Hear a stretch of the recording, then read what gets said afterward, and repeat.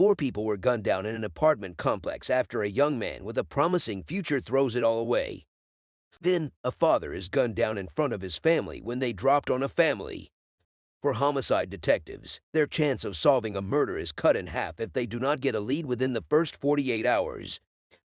Some of the participants in this documentary are actors, and some scenes have been altered for dramatic effect. A caller called 911 around 1:20 p.m. in the city of Tulsa. 911 operator asks if she needs police, fire, or medical. The caller says she needs medical. 911 operator asks her what's going on. The caller said she doesn't know. She said she just woke up and she started hearing some noises. Then she went over to her balcony and she saw that 2 people that have been shot. 911 operator told her officers are on their way. When the first respondents arrived, they found 4 people that have been shot. 2 men and a woman were rushed to the hospital. The remaining person was already dead before officers arrived at the scene of the incident. 23-year-old veteran detective Reggie Warren would lead the case. "What's going on?" an officer asked. Sergeant Brandon Watkins told him they have one person that is deceased on the side of the walk-in between the apartments. His name is Joshua Smith. 26-year-old Joshua Smith was born in Kansas City, Missouri, and moved to Tulsa in 2013. After graduating from Atlanta High, he enrolled in culinary school and planned to open a restaurant. Joshua was survived by his mother, 2 brothers, 2 sisters, and a 1-year-old daughter. Joshua was shot 8 times. Sergeant Brandon Williams said they have 3 people that have been transported to the hospital for gunshot wounds. The man that was shot in the head is 23-year-old Marco Celestine Jr. Marco and his girlfriend Raven had a child and another baby on the way. The detectives discovered several casings in the parking lot and on the sidewalks. The team also recovers 11 .40 caliber shell casings. A detective said it seems the shooting started initially in the parking lot and shot were fired and continued down to the east. While detectives Ronnie Leatherman and John Brown went out to talk to people downtown, the team canvassed the apartment complex. They got a witness to speak with them. She narrated what she knew. Detective Reggie and other detectives were not too satisfied with what they heard from her. They wanted to hear more from her, so they told her she will be more appreciated if she could come to homicide. She obliged and followed the detectives. As soon as they got to homicide, she was taken into an investigation room. Detective Ronnie was the detective that entered the interrogation room where she was being held to ask her some questions. Detective Ronnie told her to tell him everything she knows. She said she was sitting in her car watching TV, and then she heard gunshots out of nowhere. She said the gunshots were consecutive and just kept going off. She said she hit the ground. She said when the gunshot stopped, she kept on hearing the voice of a woman yelling for help. In Mobile, Alabama, a call came through to 911. 911 operators picked the call and asked the caller what her emergency was. The caller told them someone has just been shot.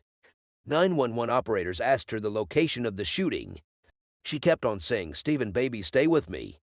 The caller finally gave 911 operators her location. She said she was at Azalea and Seabreeze. 911 operators immediately transferred her over to medical. She kept saying, "I love you, Stephen, baby," while her call was transferred to the medical. A few minutes later, police and DMs responded and found a man lying on the street dead. Detective Glenn Barton asked officers if they already have the name of the victim. An officer told him that they have the victim's name and he is Stephen Fields, Jr. 39-year-old Stephen Fields, Jr. worked in a construction company to support his 5 children. Stephen was recently engaged and moved in with his fiancée. Stephen was shot once in the head. A single shell casing of a 9mm Luger was found next to Stephen's foot. A witness came forward to speak with detectives. The witness said showed them Stephen's fiancée. He assured detectives that the female holding a baby over there is Stephen's fiancée. The detectives approached her and she agreed to talk when she gets to homicide. Immediately they arrived at homicide. She was taken into an interrogation room for questioning. Detective Ronnie and another detective entered the interrogation room where she was being held to ask her some questions. Detective Ronnie told her he wants to know what happened. He urged her to tell him everything she knew.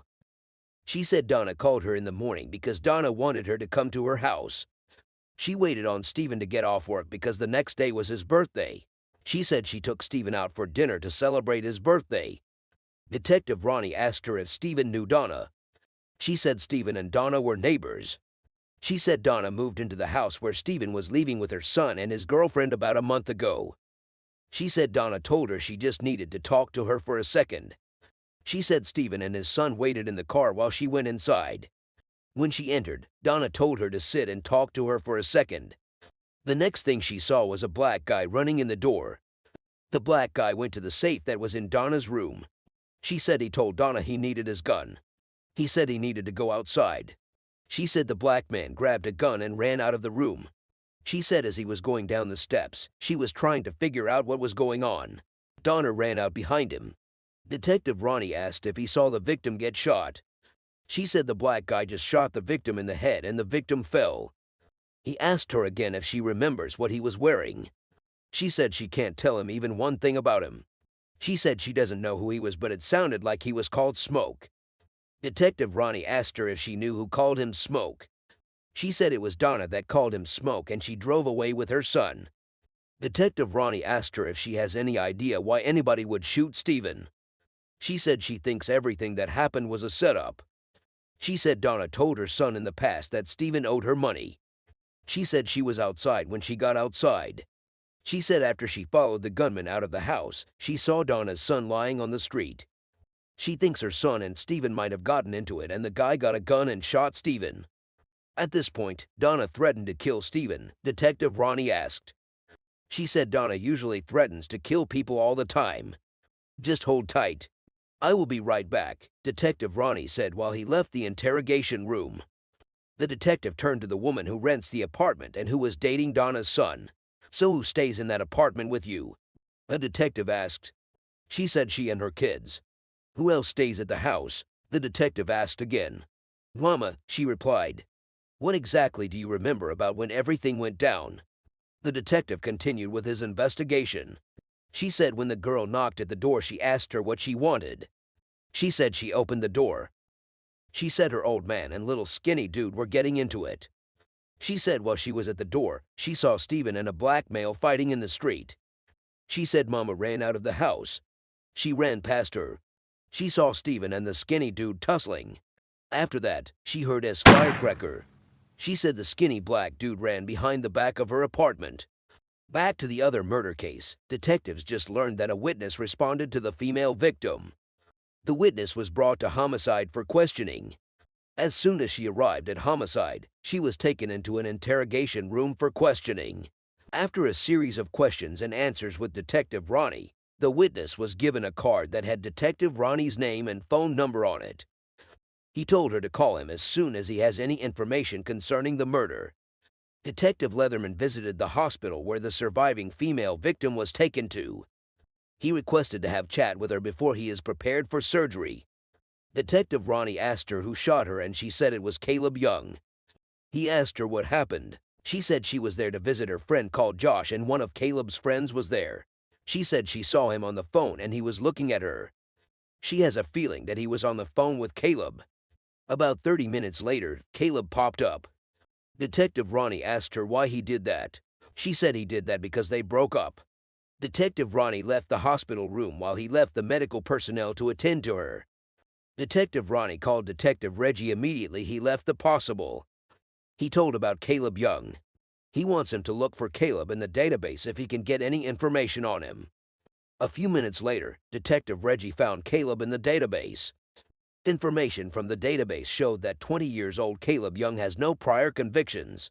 The next task for the detectives is to locate Caleb and bring him for questioning. They headed out to the location they found. While driving close to the location, they spotted Caleb leaving in a car. The detectives tracked and stopped the car and transported Caleb to homicide. With a search warrant in hand, the team searches the house but they did not find any gun. While the team was carrying out an on-site investigation, the victim's dad showed up. Did your son have a girlfriend or baby ma'am out east? A detective asked him. He claims Caleb's ex-girlfriend and her new boyfriend shot up his family's house and car. Detective Ronnie said what she told them might help her son out. He asked if she will be willing to follow them. Definitely, yeah, he replied. The detectives and left with him to homicide for questioning. Detective Reggie enters the room where Caleb was being held. "How are you, brother?" he asked. "Fine," Caleb replied. Detective Reggie introduced his partner called Detective Ryden to Caleb. Detective Reggie asked him if he needed anything like water or food. He said he is good. Detective Ryden said he has 4 people shot at the moment and he doesn't know why. Back to the mobile investigation of Stephen Fields Jr., a witness has just revealed to detectives that she knows the shooter. A detective asked the witness if he can describe him. She said the suspect is 5'11", a black guy, and skinny. Smoke's wife, a detective asked. The witness said she is a white girl. He asked her how old she was. She said the information is on Facebook.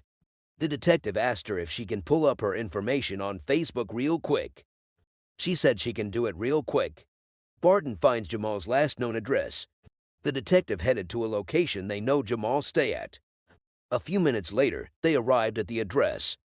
When they arrived at the address, they knocked on the door. A woman showed up at the door. He told her his name is Detective Barton and he wants to know if Jamal was there. She said Jamal was not there. She said she has been trying to get in touch with him. She said she has been calling him. "Well, this is my phone number," Detective Barton said. He gave her his phone number and urged her to call him if Jamal shows up. The next day, the teen picks up Donna at her apartment complex. Detective Glenn told Donna that he just wanted to speak with her. Donna said that's fine. Detective Barton told Donna to explain what happened to him. She said someone knocked on her door. She said the people used to live down the road. She said he always come hounding. She said she asked him if he has $5 she can use for gas or she can help her buy her baby diapers. Detective Barton asked her if she told her to come over to her apartment. She said she didn't tell her. Detective Barton said he didn't buy the idea that she just showed up randomly. She said she told her she was bringing money. Donna admits Stephen owed her money. Detective Barton asked her what happened when she was talking in her room. She said somebody runs in and that was when she walked outside. She said her son was in the middle of the road. She said she thought her son was dead. Detective Barton asked her if she had talked to Stephen. She said she hollered at Stephen. I asked him what he did to her son. He said Stephen came over to her son and pushed her down. She said he was irate. He was always screaming and cussing me. She said it was in the processing of getting up after he pushed her that she heard a gunshot. Then, Stephen fell. Detective Barton asked who was with him when it happened. She said it was Jamal. He asked her where the person went from there. She said she doesn't know where the boy would have gone to. Detective Barton asked her if she has ever threatened Stephen in any way. She said no. Detective Barton asked her if she does not feel somehow that Stephen dies the day he showed up at her place. In the quadruple shooting in Tulsa, detectives have just identified a suspect. The fugitive warrant squad has just brought in the suspected shooter Caleb Young. Caleb was taken to an interrogation room and prepared for questioning. Detective Reggie and Detective Ronnie entered the interrogation room to question Caleb. Detective Reggie told Caleb that he has been talking to his dad and his dad told him that he had a plan of joining the military. Caleb said he went to take his drug test today until all this happened. Detective Reggie told Caleb that he got information that somebody shoot his dad's house up. He asked him if that was correct and he said yes. Detective Reggie asked Caleb if he was around when the house got shot. Caleb said everybody was around. He said his sisters, his mom, his stepmom, and his father were all around. Detective Reggie asked him if he knows why anybody would have shot up that house. He said it was because he broke up with his girlfriend. Detective Ronnie said he guessed she has a new boyfriend. Caleb said yes. He said her new boyfriend shot up his house. Detective Ronnie asked him if he has ever met her new boyfriend before. He said he hasn't met him. He said about a month and a half ago, they called his phone talking about how they pulled up to his house. He said his ex-girlfriend and her boyfriend threatened him just a day before his house was shot up. Detective Ronnie said something triggered him today. He said his friend called him and told him she was at the apartment complex. He asked Caleb where he was at that time. He said he was up north. Detective Ronnie asked Caleb if he drives to the apartment complex. He said when he arrived at the complex, what was in his mind. Caleb remained hesitant and didn't want to talk for a few minutes. But after the detectives mounted much pressure on him, he finally agreed that he shot him. Detective Ronnie asked Caleb where everybody was standing then. He said they were all standing by the stairs. Caleb said he spotted his ex-girlfriend and her new boyfriend and he started shooting. Detective Ronnie asked him how far away he was when the shooting started. He said he was close.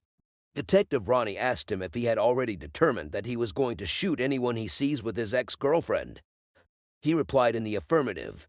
Detective Ronnie told him that he said he has never seen him before. Caleb said it didn't matter to him at that time. Detective Ronnie asked Caleb if he ever thought it was a good idea that if people shot at his house, he should call the police. Caleb said he already called the police and made a complaint. He said there was nothing the police were going to do if they came back and shoot up his house. Detective Ronnie asked him if he realized that some of the people he shot are those leaving in the complex who had no idea about whatever happened between him and his ex-girlfriend and her boyfriend. Caleb said he understood that completely.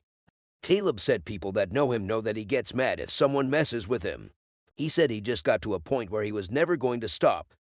Back to the mobile murder of Stephen Fields Jr., detectives need to know if a woman named Donna ever threatened him. Donna said there was no way she could take someone's life. The detective said he was not saying she took someone's life. She quickly interjected and kept saying no, no, no. The detective told Donna to stay put and he left the interrogation room. 4 hours later, detectives got a call from a tipster who gave them the location of Jamal. They tracked him down and brought him back to homicide. As soon as they arrived at homicide, Jamal was taken into an interrogation room for questioning. Detective Ronnie and Detective Jeremy were the detectives that will interrogate Jamal. Detective Ronnie asked Jamal if he needed anything before the interrogation will commence. He said he is okay and doesn't need anything. Detective Ronnie said he doesn't want to waste Jamal's time. He said he wants Jamal to tell him about what happened yesterday. He urged Jamal to tell him everything that he knows without concealing any information. Jamal said he was fixing his radiator in front of his apartment when Donna's son returned home. He said Donna's son went in and came back outside. He said Donna's son noticed an unfamiliar car that was parked in a parking spot that was reserved only for residents. He said when Donna's son asks the guy who he was, the guy asked Donna's son if he was the dude that his mother owed money. He kept repeating to Donna's son how his mother owed him money. He said after some minutes, the guy came out of his car and he said he was going to beat Donna's son's ass. Jamal said Stephen became estranged when he was confronted about his debt to Donna and hit her son. He said the next thing he heard was a bomb sound. He said when he looked back, he saw how Stephen's head hit the ground. It bounced back and hit the ground again. Detective Ronnie followed that question with another question. He told Jamal that he wants to know what else he did. Jamal said, like what in amazement. He asked Jamal where he got the gun that he used to shoot the deceased. Jamal said he got it at the safe. Detective Ronnie asked him if Mama had already left the room. He said they were already downstairs. He said he was the last person in the house. Detective Ronnie asked him what he saw when he got out of the house. He said he walked down the steps. He saw how he and Mama wanted to fight. He said he put Mama on the ground and he was already swinging on Mama. Detective Ronnie asked him what he did when he saw him swinging Mama. Jamal said he shot him. Detective Ronnie asked for a couple of minutes and left the interrogation room. Jamal Hamilton was charged with murder and he is awaiting trial. No one else has been charged in connection with the murder of Stephen Fields Jr. Fields Jr. Fields Jr.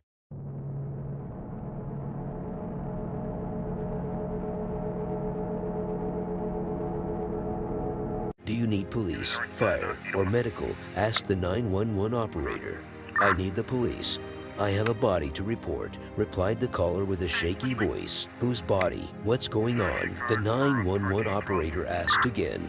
It's the next door neighbor. My roommate comes in freaking out and says the guy's dead, and he looks dead, responded the caller. The police quickly rushed down to Tulsa, Oklahoma with their siren vehicle responding to the call the 911 operator received at 9:10 p.m. that fateful day. Police and the medical services made entry to the apartment. The living room was dark, small and untidy, and the windows were met shut. It was not spacious at all since the little room was filled with all kinds of personal belongings and properties. At the extreme opposite to the door was a couch. A table was placed at the center of the room, separating the couch and the door. On the table were all sorts of junk and books. A man was found, snugged over the couch. We have a DOA. said one of the policemen without remorse. Then came Detective Mark Kennedy. "What's up, man?" He asked a policeman full of confidence. The policeman responded by updating him about the incident. Yet to enter the building, he brought out a pen and took some notes. He finally decided to go up and see the situation for himself, then noticed the door was not forced open, seeing the locks are still intact. He found his way into the room. He stood right in front of the dead man, who was identified as Jacob Murphy. Jacob Murphy was a 41-year-old man, born in Louisiana. He moved to Tulsa as a child. He was a gifted musician and performed in the Tulsa choir, but worked part-time as a cook and waiter. He left behind his mother and 2 children. Detective Kennedy's assistant brought out a touch to examine the dead man from a distance. After assessing him for some time, he then concluded he had been down for a few hours. There were clicks from a camera as a cameraman was taking pictures of the scene. "He has got an injury right there to his left wrist," added the assistant. "There will be the bullet," said Detective Kennedy responsively. Another policeman said, "There is a towel under the arm right there. Maybe he is trying to wrap it up at some point," added a voice from behind. "Quite a bit of blood," the cameraman said pitifully as he continued to flash his camera's light on everything. "Maybe there is a body shot or something." Detective Kennedy finally muttered something. The team then waited for the medical examiners to determine how Jacob died. "Does he have a phone?" asked Detective Kennedy. "No, he does not," replied his assistant confidently. Detective Kennedy jotted that down. "The dog was barking when we came in earlier," added the assistant, looking towards the direction of the restroom. "Who's the guy that reported it?"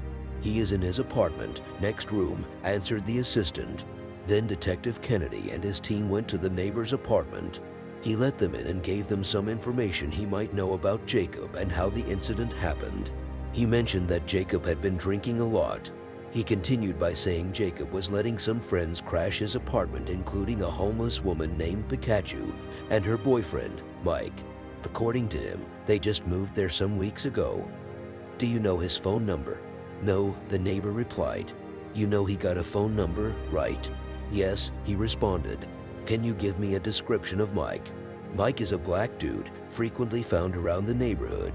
He lived with his mom, I guess, and was thrown out on the street. He came to Jacob and Jacob let him stay with him. Why will someone want to hurt him?" "I don't know," replied the neighbor in despair. "Jacob is a good guy who wants to help everybody out." As Detective Kennedy asks the question, he jots down the neighbor's response, while his assistant takes note of the neighbor's expression. They thanked him for the cooperation and left the apartment. The man was terrified. His hands were shaking as though he was suffering from electric shock. He folded himself up. He looked suspicious though, but his feebleness showed that he was just scared. While Detective Kennedy went back to the homicide to interview the witness, LT, Chase Calhoun, Kennedy's assistant, was in the car where he reached out to Corporal Schilling at the headquarters to help identify Jacob's friends. "I was looking for Mike and her girlfriend nicknamed Pikachu," said Calhoun. "Every report that I found that references Pikachu is this Sheila Sierra. She has a boyfriend by the name Michael Bowen. They frequent that area right around where this happened, so I would say they are pretty likely going to be the pair," replied Schilling from the phone.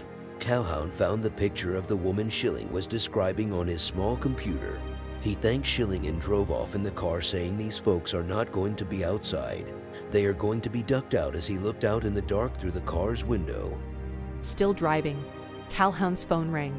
He checked and received it. It was Kennedy. Kennedy told him he had found the address of Jacob's parents. "Okay, sounds good," replied Calhoun. Calhoun immediately navigated his car according to the address sent to him by Kennedy.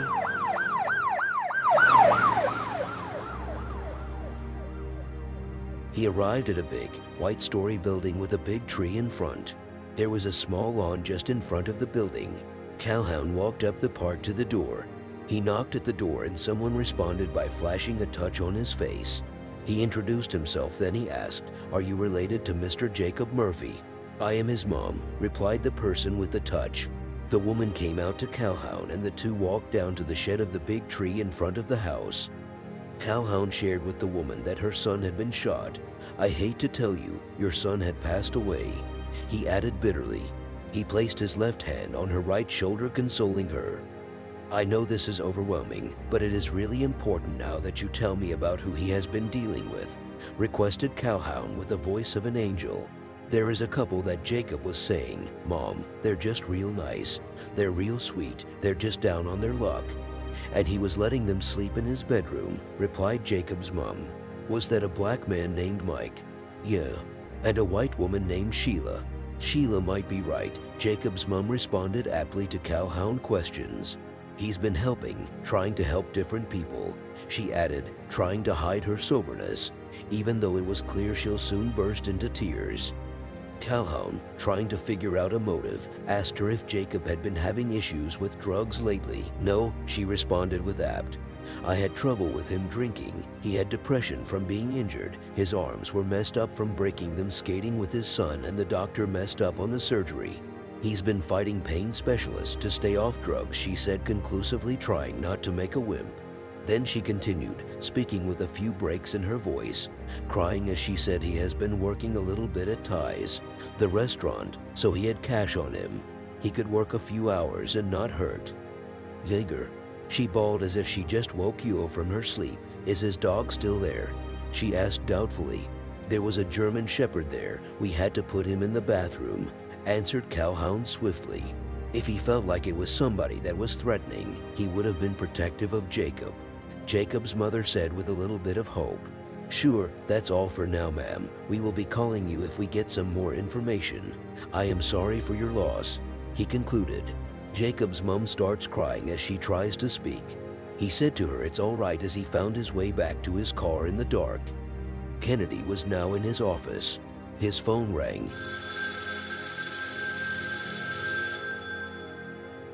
He picked it, and a thick masculine voice was heard.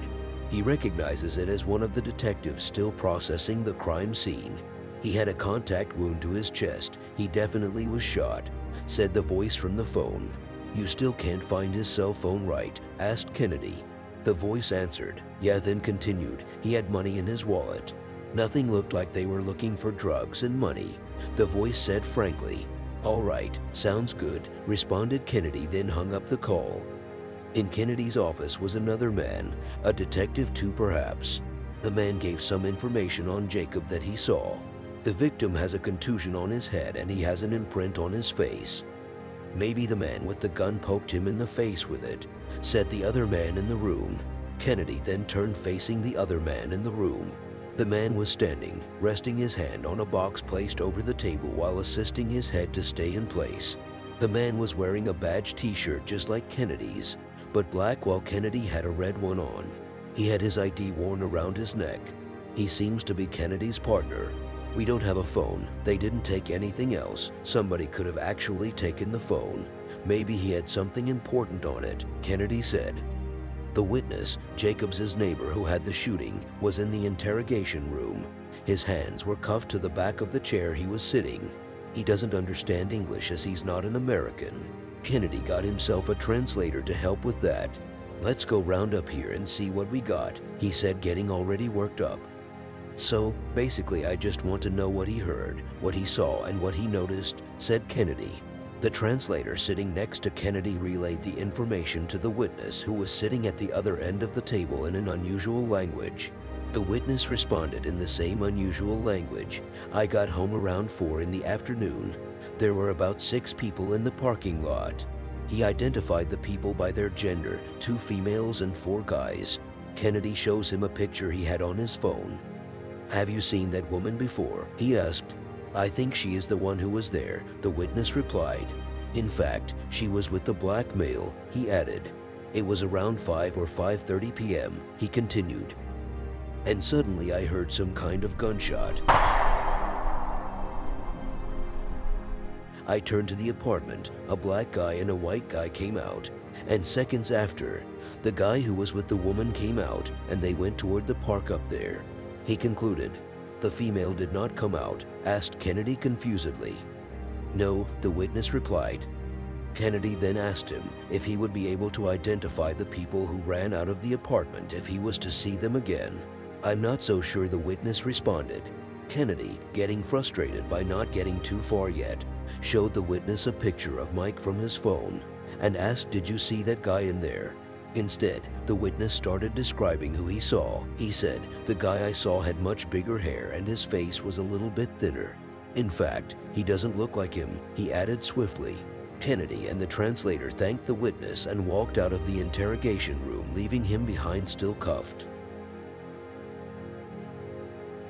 Kennedy returned to his office. This time Corporal Nathan Schilling was there. The two were talking about Sheila Sierra. Sheila was familiar to them. She has prior conviction for controlled substance with the intent to distribute and possession of firearm while in commission of a felony. "That house that we pulled 15 people out of that one time?" asked Schilling. "Yeah, that's where she's from," responded Kennedy. "We better hit that house right now," said Schilling. "If we hit that house, we will have to dig. We will have more people in the day than we will do now." Next morning, Kennedy and the team head for the house where she is known to hang out in a red pickup. They got to a rusty neighborhood. The vehicle stopped in front of a small apartment. The men walked to the house and knocked at the door. A man and a woman answered the door. "We're looking for Pikachu," requested Kennedy. "The Pikachu stayed down here at the fourplex, the end of the apartment facing mine," the women from the house described. "When was the last time you saw her?" asked Kennedy. "They were at Quick Trip yesterday. I saw her arguing with Mark," the woman replied. "Mike was drunk," she continued. "His mom moved over around 31st. Kennedy thanked the woman and returned to the police station. The team found a name for Mike's mother. They ran it, but she doesn't have a recent address or file. The computer operator finally found a place registered in her name.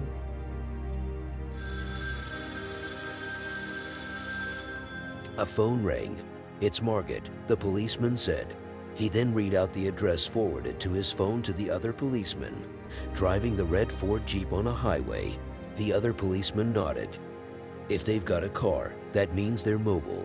They can be anywhere," added the policeman with the phone. The detective searched the neighborhood looking for the white woman. He called upon a random woman and asked if she had seen Pikachu lately. "I haven't seen her since probably yesterday," the man replied. "She said he saw him at the apartment." The fourplex. "Yeah," the woman responded to Kennedy's question. "When I went there, nobody would answer," continued the woman. "Do you see a guy in there?" "I'd seen a guy with his head down on the coffee table. I thought he had just passed out, but the woman kept replying to Kennedy. "So, I just left," she muttered. "And he wasn't murdered. Was there really?" This time replying with another question. The woman is sounding scared. "Yeah," replied Kennedy. "I thought the guy had just passed out," the woman said softly, almost crying. "Oh my God. Sir, if I'd known there was something wrong. Oh my God." The woman is now terrified. "You said you were there yesterday." "Yes." "Why did you go there?" "Because I wanted to see Pika," the woman said, weeping. "Okay, Pika is your friend." "Yes." "Do you know where she lives?" "No." The woman is now sobbing badly. Kennedy then showed her a picture from his phone. "Is that her boyfriend?" The woman nodded. "Yeah, I'm scared of him." "Why are you scared of him?" Kennedy asked. "He's getting more interested, seeing that this might lead somewhere." "'Cause he hit me," the woman said shamefully. "Why did he hit you?" "Getting more interested, 'cause he thought I stole some weed or something, and I didn't." The woman kept responding even though she's already terrified.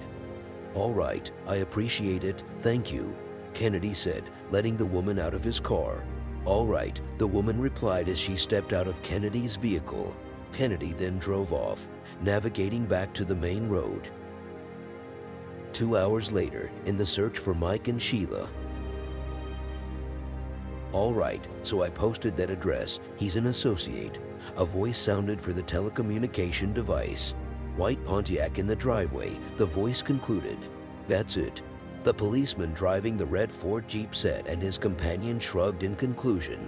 Then the driving policeman said, "Mike and I are going to set off here, in case someone takes off running out through here." He then parked his car a few miles away from the suspected hideout. One of the officers at the suspected hideout spotted Sheila and Mike. "They're coming out," an officer in another vehicle said before driving towards the hideout. "Tulsa police," an officer shouted. "Good morning. Do you know Murphy?" asked Kennedy. "Yeah," replied Sheila. "Do you want to talk about it?" "Yeah," Sheila responded again. "I've seen on the news," she then uttered. "We want more than that," replied Kennedy. "You're coming with me," he added as they walked away. Mike, cuffed and secured by a policeman, looked at Sheila and Kennedy as they walked away. The patrol found its way back to Tulsa Police Station. Kennedy and the policeman driving the red Ford Jeep, Detective Ronnie Leatherman, entered the interrogation room where Sheila was already waiting for them. "I know yesterday something happened at Jacob's apartment, so tell me what happened," Kennedy said, starting the conversation. Sheila admitted she and Mike were at Jacob's with her cousin, his wife, and one of Mike's friends. "This is about what time?" asked Kennedy. "About 3:30 or 4, replied Sheila aptly. "I and Mike had a fight, but I left," she continued. "Mike and his friend stayed behind." She stopped. "What do you know about the shooting?" Leatherman finally asked. He was sitting at the corner the whole time, noticing what was going on. She said last night she learned Jacob was dead. Kennedy lost his patient. "Be straight with me," he said at the top of his voice. "Mike said he doesn't want me there," she replied. "Did Mike tell you he shot Dave?" asked Leatherman. "No, sir," she responded, keeping her cool. "I know Jacob ended up grabbing him by his throat, and he ended up pushing the door away and—" "Is that the time something bad happens?" asked Kennedy after noticing her silence for some seconds. "Yeah," she replied. "So, Mike told you that much? If you don't tell me what happened, you'll be getting yourself into a big SHT. Mike utters those words angrily. Sheila wanted to reply, but she ended up crying instead. Jacob's got a dog, and the dog bit him. "So, I guess the bullet missed." Sheila finally said something. Kennedy was stunned, sitting on the chair, and Leatherman was already on his feet. The two couldn't say a word. Instead, they left the interrogation room, leaving Sheila behind. "I don't think she's telling us the whole truth," Leatherman commented. To know what Sheila was holding back, the team sent in Sean Duff. Sean Duff had known Sheila for years. She knew Sheila as a victim of addiction, and later on she realized she had been socially abused by Mike. She didn't blame her for her choice of boyfriend, but pitied her. Duff entered the interrogation room. She met Sheila face down. "What happened?" "I had you down here and I came to find out what's going on," said Duff, being concerned. Sheila raised up her head and said as she cried, "I wasn't there. If they found out you're saying something else, they will send you to prison." Duff whispered, "Do not defend somebody else that F. King hurt you." She continued, "I know, but he's the guy I loved," answered Sheila. Before Kennedy and Leatherman interrogate Mike, Watson checked up his criminal history. He found out that Michael Bowen was once convicted for carrying a firearm without a license. "Mike, Sheila has told me her side of the story. I will give you the opportunity to tell your side of the story, because there are two sides of the story," Kennedy said as he and Leatherman went in to interrogate Mike. Mike said he wasn't there at all. "That was a different story from what Sheila told me," Kennedy said. He later agreed he was there. "I was just like, yo, get rid of it. Who knows what the hell he did with it?" Mike spoke as though he was uninterested. The detective got his friend's number. "What are the odds of me going home?" he asked. "To be honest with you, probably not good," replied Kennedy. Kennedy and Leatherman left. Another policeman came in and cuffed Mike. He then took Mike out with him. After reasoning on the issue, the team identified it as first-degree murder. They found Mike's friend. He has been interrogated. He gave the team every info they asked for. Later, he was permitted to leave. Mike was sent to life imprisonment for first-degree murder, and Sheila handed 8 years for felony. Kennedy then called Jacob's mom and updated her on the progress so far. How many murders happen every day across the globe? Is it the police or the government's fault, or the blame goes to someone entirely different? What do you think? When it comes to crimes, there's a lot of questions, but not so many answers. So many unsolved crimes, so many lost people that were never seen again, so many broken hearts left.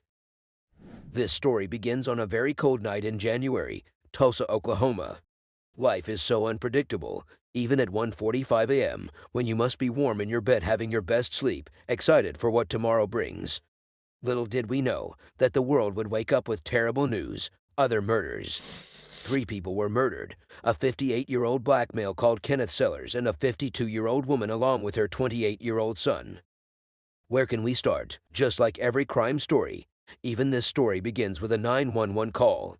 On the north side, a man in the neighborhood where the murders took place heard a woman screaming and noises of gunshots. He decided to call and explain what he heard. After some time, the police arrive at the place where the shooting happened. They decide to not waste time and get in the house as fast as they can, in case someone needed help. Unfortunately, there were 3 victims. When the police got in the house, they noticed that the victims weren't standing in the same room when the murder happened. It looked like they died exactly where they were before the tragedy happened. Almost like execution style, said the police officer. However, each of the victims has a name, each of them has a story. The first victim was standing by the door, the youngest one, the son of the mother, a 28-year-old, named Thomas. He attended Central High School in Tulsa. He was self-employed. He was shot in the chest and his head. The second victim noticed was murdered in the hallway, the 52-year-old woman, shot in her chest. The house was owned by the mother and her son. They lived together. The 58-year-old victim, called Kenneth Sellers, was the last one to be seen by the police. He was murdered in the bedroom of the house. He was on his knees next to the bed. He, too, was shot in the chest and his abdomen. We can surely say that Kenneth and the woman might have been in a relationship together. His sister confirmed it and told us that he was staying there for a whole week. Kenneth Sellers was born and raised in Oklahoma. He worked as a welder for over 10 years. He came from a big family, the youngest of 5. Kenneth, unfortunately, leaves behind 6 children and 9 grandchildren. I'm pretty sure he is very missed. When the police arrived at the house, they noticed that both doors were open. The front door of the house and the back door of the house. The back door of the house didn't look like it was forced to be opened. It seemed that the one that got in pretty easily and knew his intentions. The house was in terrible condition. It's quite the mess, Sarge, says the police officer. In the back of the house, the bedroom had been tossed. The killer, who came into the house, was for sure looking for something he knew that it was there. Perhaps something he owned, something that was borrowed from him. There were clothes, blood everywhere. The drawers were out. What were they looking for? There were a bunch of empty plastic bags on the floor. I guess they took for what they were looking for, drugs. There was some blood in the bed, in the pillows. There is a casting there too, said the police officer. Detectives believe that the young 28-year-old victim was shot in the right side of the bedroom, then he ran out of there while rubbing up against the wall as he is going. The wall had blood prints. Then he ran over to the living room, where he collapsed and died there. As they were going around the house, the police officers saw that there were castings all over the house. There were 9mm shell castings. As the team was searching for fingerprints and DNA samples, the rest of the team got informed that the neighbor that had called 911, that heard someone scream so loud, that was the 28-year-old victim's girlfriend.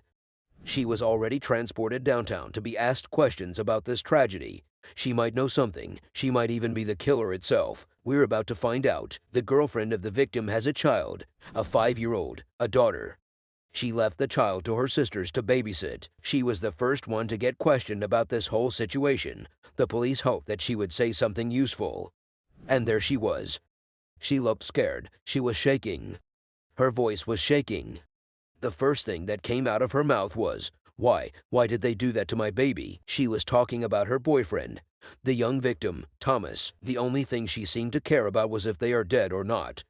She goes, "Can I ask you one thing? Are they dead?" And when the police confirmed that they are dead, she busted into tears immediately. The officer said, "I'm sorry for your loss, but we don't even know what relationship you had with the victim." She explained while crying that they had been dating a couple of months and that he used to sleep multiple times over at her house. That night the victim was staying at her apartment. The officer said, "What happened?" She started telling things in detail, as if the victim has said to her, "I want you to go with me so we can go get stuff from the house." The girlfriend said no because it was too late.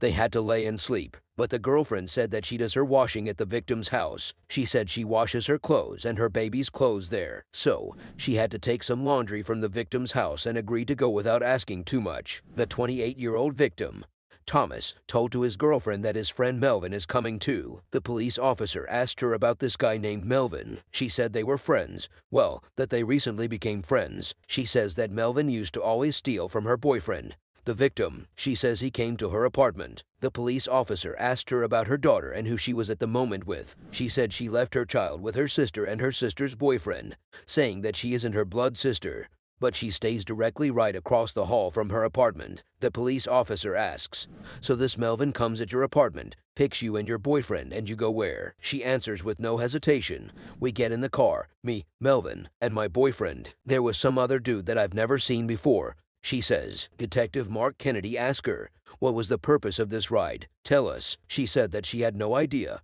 She didn't ask a question. She had to take some laundry and that's it. She says, "Sir, it was my only opportunity. I don't have a car." However, she continues with the story. "We arrived at the house. We go right around the corner to 29th, where the shooting happened. The first to get out of the car was my boyfriend. In the car, it was only me, Melvin, and the other unknown guy. The other guy that I didn't even know who it is, not even his name, left the car too." She says Melvin was in the front seat, and she was in the back seat. She says they were taking so long. All of a sudden, Melvin speaks on the phone with someone and says that he had to go and take his girlfriend. It sounded so fishy, like something bad would happen. She didn't believe it. She said to Melvin that they should wait for the others. He started the car, but I insisted and said no. She started screaming and saying, "No, take me back to go and take my man. What are you doing? Why would you leave them?" He wasn't even responding. He just drove to the corner of the street and came back. At this moment, she knew something bad is gonna happen. Or at least something bad just happened, but she didn't know yet. She said that it wasn't even a minute, that they just looped. And we go back at the front of the house. I go in the house and see that. She says, boom, he goes off and I see that. I walk in the house to that. By that meaning she saw what happened. Officer goes, "So, who is the killer?" She goes, "The man that went out of the car." But she had no clue who that was. The only things that she said were, he had a black hoodie, he was brown-skinned, Melvin knows him. The police ask her about Melvin. Who is he? How old is he? And much more. She tells that Melvin is between 2 to 6-year-old. He stays in Gilcrease Hills with his dad. She says that she doesn't know Melvin's last name. This information was so good for the police and for the family's victims that deserve to know who is the killer if the girlfriend is being completely honest. Detective Diana Bauman decided to search for a man named Melvin in Gilcrease, a man in his 22nd that is living in the Gilcrease Hills neighborhood. Luckily, they did find a possible match, a photo so they can show it to her and see if Melvin is the one that we're looking for, the possible killer. He is Melvin Porter. The detective shows to the girl a picture of Melvin and asks her, "Who's that?" And she immediately recognizes him. She says that he is the one that she is talking about. The investigators ask her, "Let's go back to the beginning. Tell us the previous story that Melvin and the victim had." She says that probably a week and a half ago, the victim, her boyfriend, gave Melvin $300 to buy him a gun, a 9mm handgun. But Melvin never gave him the gun. He kept the gun for himself, and this is why they had fallen out. She believes that everything started because of this argument between Melvin and the victim. Everything about the gun. So, when did they make up? They asked her. They had made up and become friends on the same day that the victim was shot to death. She said because apparently, Melvin gave back everything he owned to the 28-year-old victim. The investigators asked her if her boyfriend sold drugs. She told the police that the victim used to sell drugs. "I know he previously has. He just did 17 months for that," she says. They asked her about what kind of drugs he sold. Marijuana, cocaine, but she didn't know. As Detective Mark Kennedy was talking with the girlfriend's victim, some of the police officers also went to her house to check out her child, only to find out that she had left her child alone in her house and lied about it. Her daughter is only 5-year-old. How can you leave a child alone at home with everything that's going around the world? Since she lied about this, what about other stuff? Can we trust her? Is there more to the story? Detective Mark Kennedy asked her about her daughter and she admitted to leaving her child at home but insisted that everything she said was true and she could be trusted. She felt sorry for leaving her daughter alone in the apartment. The patrol went into searching for the 25 Melvin Porter in Gilcrease Hills, hoping that his story is gonna match with the girl's story. This was a brutal crime that 3 people died from it. "I want to know who did it," says Detective Mark Kennedy. 3 hours later, patrol radio hits with the news that they found him and arrested him for drug trafficking. He had drugs, meth, he had 37 grams on him. It was time to hear Melvin's story. Detective Mark Kennedy introduces himself to Melvin and starts asking him questions. Melvin seemed so chill, not nervous at all, saying that he had nothing to do with the triple homicide and that he hadn't been there that night, only some hours before, but not when they were shot to death. He tells that he was there that day, at the victim's house, and told who it was there, his friend, his mom, and Thomas's mother's boyfriend. He says that Melvin and the victim were childhood friends. Melvin explained what kind of car he was driving, Ford Focus, what hour, and where he went next. When the police told him about what the victim's girlfriend told him, he just laughed and said that it wasn't true. Melvin said, "That's stupid. I don't care what she said to you all. I wasn't with her that night." He doesn't seem to like the victim's girlfriend. The detective notices and asks him what's your problem with her. He kept saying how she always used to steal from the victim, how she always used to be high on drugs, how she always used to stalk behind the victim's back. The detective asks Melvin if he has ever bought a gun for the victim, as the girl said. But Melvin said no. He said that he bought the gun for himself. "Where's the gun?" asks Detective Kennedy. Melvin said that he took the gun to clean it, saying that he has the receipt too. The detective asks him when was the last time he was in contact with the victim. He says that it was that day of the death of the victim and that he called him asking for drugs, for some weed. "But that didn't happen. What about the meth you had today with you?" asks Kennedy. "Did you take that from him?" "No," says Melvin. The police don't know what to believe anymore and time was running fast. Detective Mark Kennedy asks for evidence for a surveillance video of the victim's girlfriend's apartment. He might find a video of the entrance of her apartment. But then Detective Bauman goes through Melvin's phone and finds some very helpful texts. They discover a text that he shared with the 28-year-old victim, saying, "Bro, what's taking so long?" Does that mean that the girlfriend's victim was right? Melvin was there waiting in the car that night right outside the victim's house.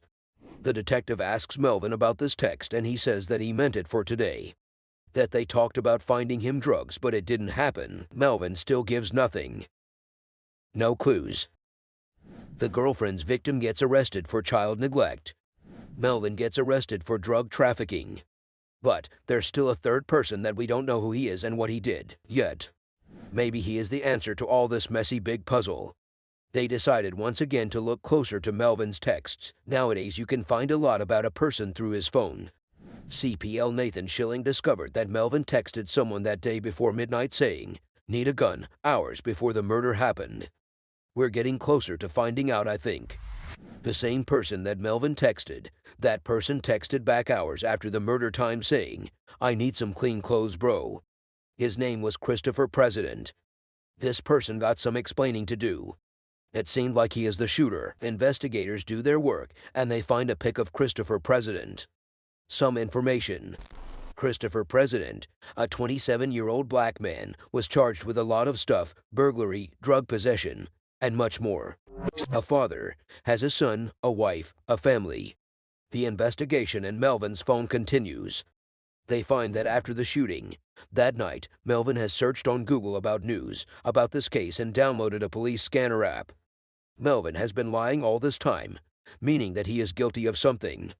Is Christopher President the shooter, and Melvin's just a getaway ride? Getaway of a cold, brutal murder. All of this progress was made within just 48 hours. 2 days later, the videos of the girlfriend's victim's entrance apartment were sent to the office. Melvin said he never came to the girlfriend's house, so let's see the truth. And there it was, Melvin's car, a Ford Focus, just like he said, matching the same time frame. The girlfriend's victim was right all this time. Melvin was at her house, picking up both the girlfriend and the victim, then driving to the house where the shooting made place. The video was clear. Melvin wasn't who he said he was. 1 month into the investigation, the officers decide that they have enough proofs to charge Melvin for murder. He was still in jail for drug trafficking. It's his last chance to tell us exactly what happened and all about this Christopher President guy. So they went to Osage County Jail and Sheriff's Office, where he was being held. The detective started asking questions. Melvin still kept denying it. Nearly 3 weeks later, Margaret Hain Bell, Tulsa PD, discovered by locating the locations of both Melvin and Christopher's phones around that same time when the murder took place and found out that these two were together that night at the victim's locations. 1 month into the investigation, and they decide that it is enough evidence and decide to arrest Melvin. Now it was time for that detective Mark Kennedy to collect the DNA of fingerprints and the samples of the crime scene and see if it would match with our wanted Christopher President.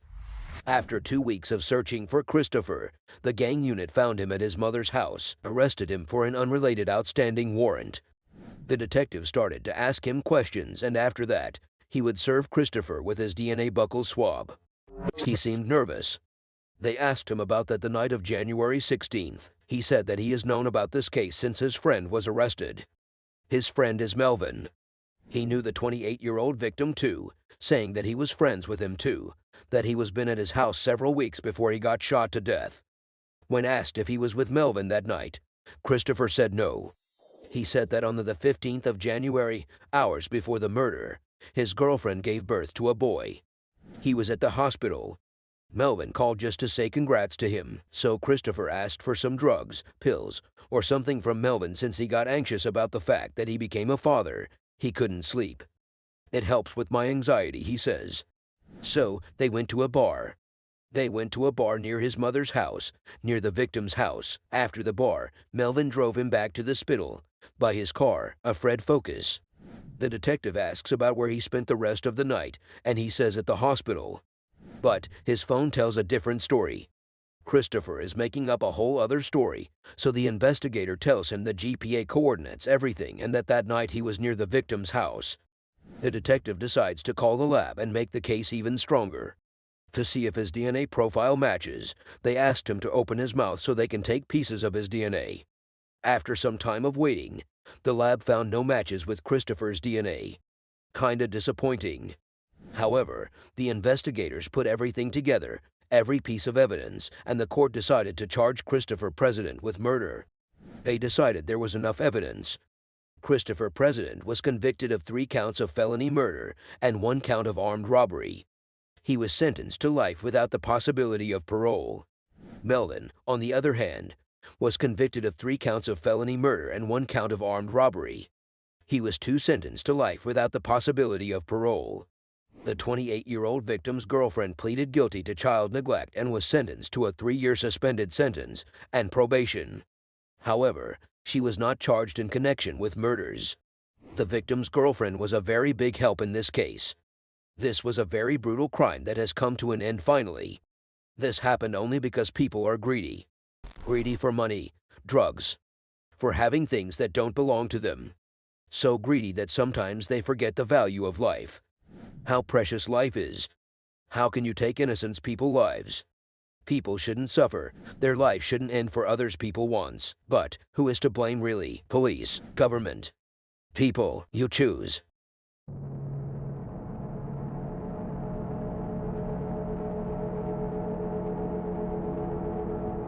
7 p.m. in Tulsa, Oklahoma. A caller called 911. The caller says he is calling for something that he just saw on 75.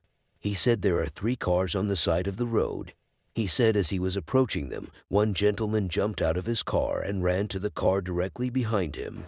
He said it looked like a gentleman started punching the driver. He said somebody is going to need some help there. The 911 operator said he was going to notify officers. The first respondent arrived and they found an avalanche in another Honda in the middle of the highway. They also saw a woman with a gunshot in the passenger seat of the Honda. Unfortunately, they found the woman dead before they could get to her. A 23-year-old detective, Reggie Warren, who joined homicide 3 months ago, will lead the case. This will be the second case he will be leading since he joined homicide. Juan is also a singer who sings on occasions when he is not working. Former homicide detective Justin is the one supervising the scene. According to a witness on the scene, the victim was seen breaking into the avalanche. The witness said the owner shows up in that avalanche. He said he believed the owner had an altercation with the white guy in the Honda. The white guy driving the Honda had fled the scene. He said the bullet penetrated the victim's head and neck. Because the owner of the Honda had fled the scene, the officers cannot search the car unless they have a warrant. The man who fought the man in the Honda stayed on the scene. Detectives took him into the car and made their way back to homicide for questioning. Detective Reggie said he will like to speak to the 2 witnesses who drove by after the shooting. As soon as they arrived at homicide, Detective Reggie started the interrogation with the man who fought the man in the Honda. Then, tell me what happened, Detective Reggie asked. He said his daughter needed to get to work. so he came to pick her up with the avalanche. He said as soon as he pulled over, he saw two men jump out from his car, and they ran through to the Honda. He said he asked them what they wanted to do, and they told him they were going to shoot his black ass. He said the driver of the Honda pulled a gun at him. He said when he saw the gun, he tried to push him and he started jostling with him. He said it was during that process that he heard a sound from the gun. 4 a.m. in Mobile, Alabama, a call came in from a club on the east side. The 911 operator picks the call and asked where the location of the emergency of the caller was. Shotgun Willie, who called in, said they just saw someone come in and shoot somebody. The caller said one of their security guards is bleeding on the ground unconscious. He said he is not breathing. He is also not moving. Oh my God, says the caller. A team of policemen rushed to the scene and found a man lying dead on the floor. Detective Julius Nettles will lead the investigation. Any identification on him? A policeman on the scene of the incident asked. No, another officer replied. He told them to check his pockets if they could find anything. 40 years old Jeremy is the victim. He had a passion for fixing cars. He has been working as a security guard at the club for the past years. He lives behind a loving family. The team finds several bullet fragments at the scene of the incident. Is there any witness to this? An officer asked. Oh yes, one of the bartenders, another officer replied. The detective goes to the bartender to have a chat with him. He asked him what happened. The bartender said the gentleman that shot Jeremy was just so intoxicated. He said he was kind of being rude and just a little obnoxious. He said the shooter was at his bar and went over there and poured a beer out on the floor. He said when Jeremy saw that he was pouring beer on the floor, he went there and told him to leave. He said the shooter didn't want to leave, and so Jeremy just reached around and got him in a chokehold. He said it stops and the man said something and went outside. He said after some time, the man comes back in and they just heard all the shots. The detective asked the bartender how much time the killer stood outside before he came back in. The bartender said 45 seconds. The detective asked him if he knows the person, and the bartender said he knows his face. He said he has seen him before. The detective asked him to describe the killer. He said he is in his mid-30 seconds, short and stocky. The detective asked if he is black or white, and he said he is black. 1 hour in, the team discovered the shooting may have been cut in on surveillance of the club. They started the video minutes before Jeremy was shot. From the video, they were able to ascertain the story of the bartender who was a witness. The video has finally revealed who the killer was. Anybody knows who the suspect is? A detective asked. He got no reply, which means none of the officers knows the suspect. Later, the bartender gives the team a credit card receipt signed by the suspect. The receipt showed that the shooter is Dwayne. 35 years old Dwayne has prior convictions including second-degree forgery and second-degree assault. Before heading back to homicide, Detective Nettles and Detective Butner decided to notify Jeremy's family about the incident. The two detectives arrived at Jeremy's house and they knocked on the door. Jeremy's grandmother came out to see who was at the door. She met the two officers who introduced themselves and she allowed them in. Detectives spoke with Jeremy's grandmother who raised him as a son. They left after the conversation. 4 hours in, Detective Jeff and Detective Germain head out to show the line up to the bartender who witnesses the shooting. When they got to his home, they tendered the photographs. Detective Jeff told the bartender to take a look at the photo.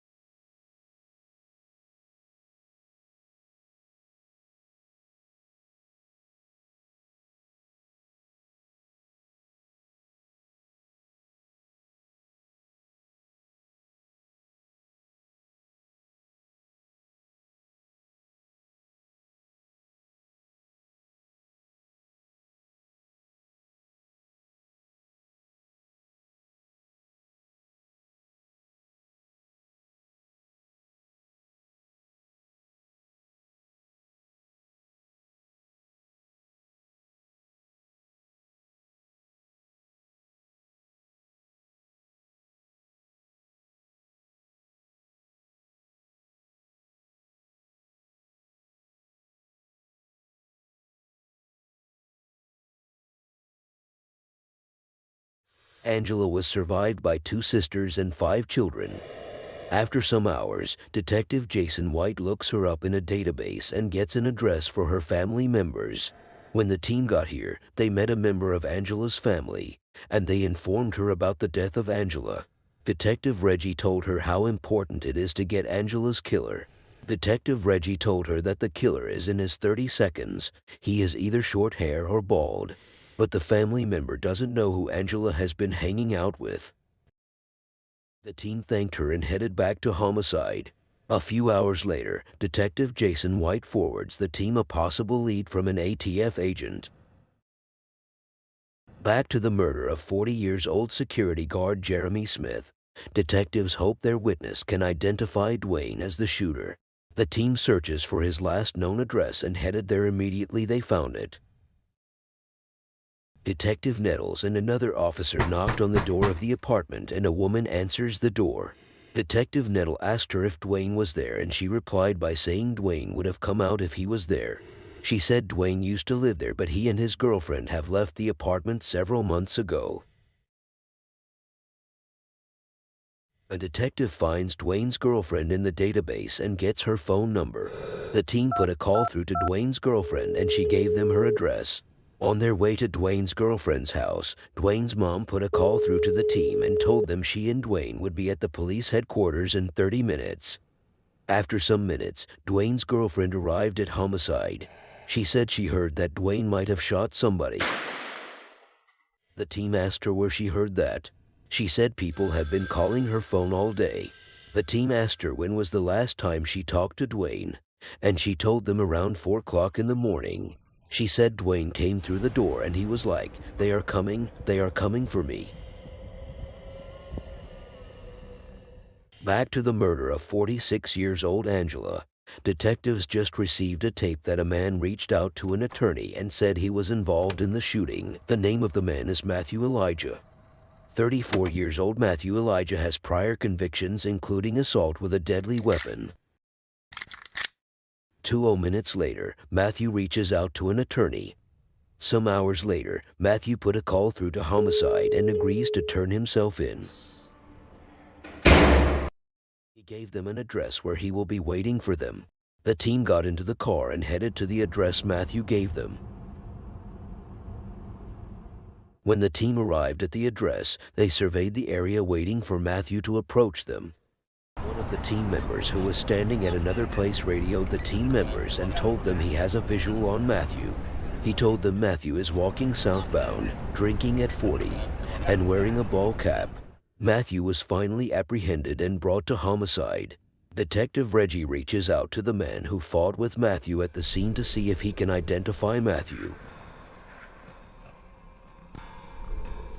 Back to the murder of Jeremy Smith. The team hopes the suspect, who is Dwayne's girlfriend, can explain why Dwayne may have pulled the trigger. She said Dwayne was like, they are coming. The detective asked if he said anything other than that. She said that was what he said and he went right on back out after that. The detective asked if he had a gun at that point and she said she did not see a gun with him at that point because his pants were way down. The detective asked if she tried to call him after that. She said she called but she got no response. The detective appreciated Dwayne's girlfriend for being truthful with him and left the interrogation room.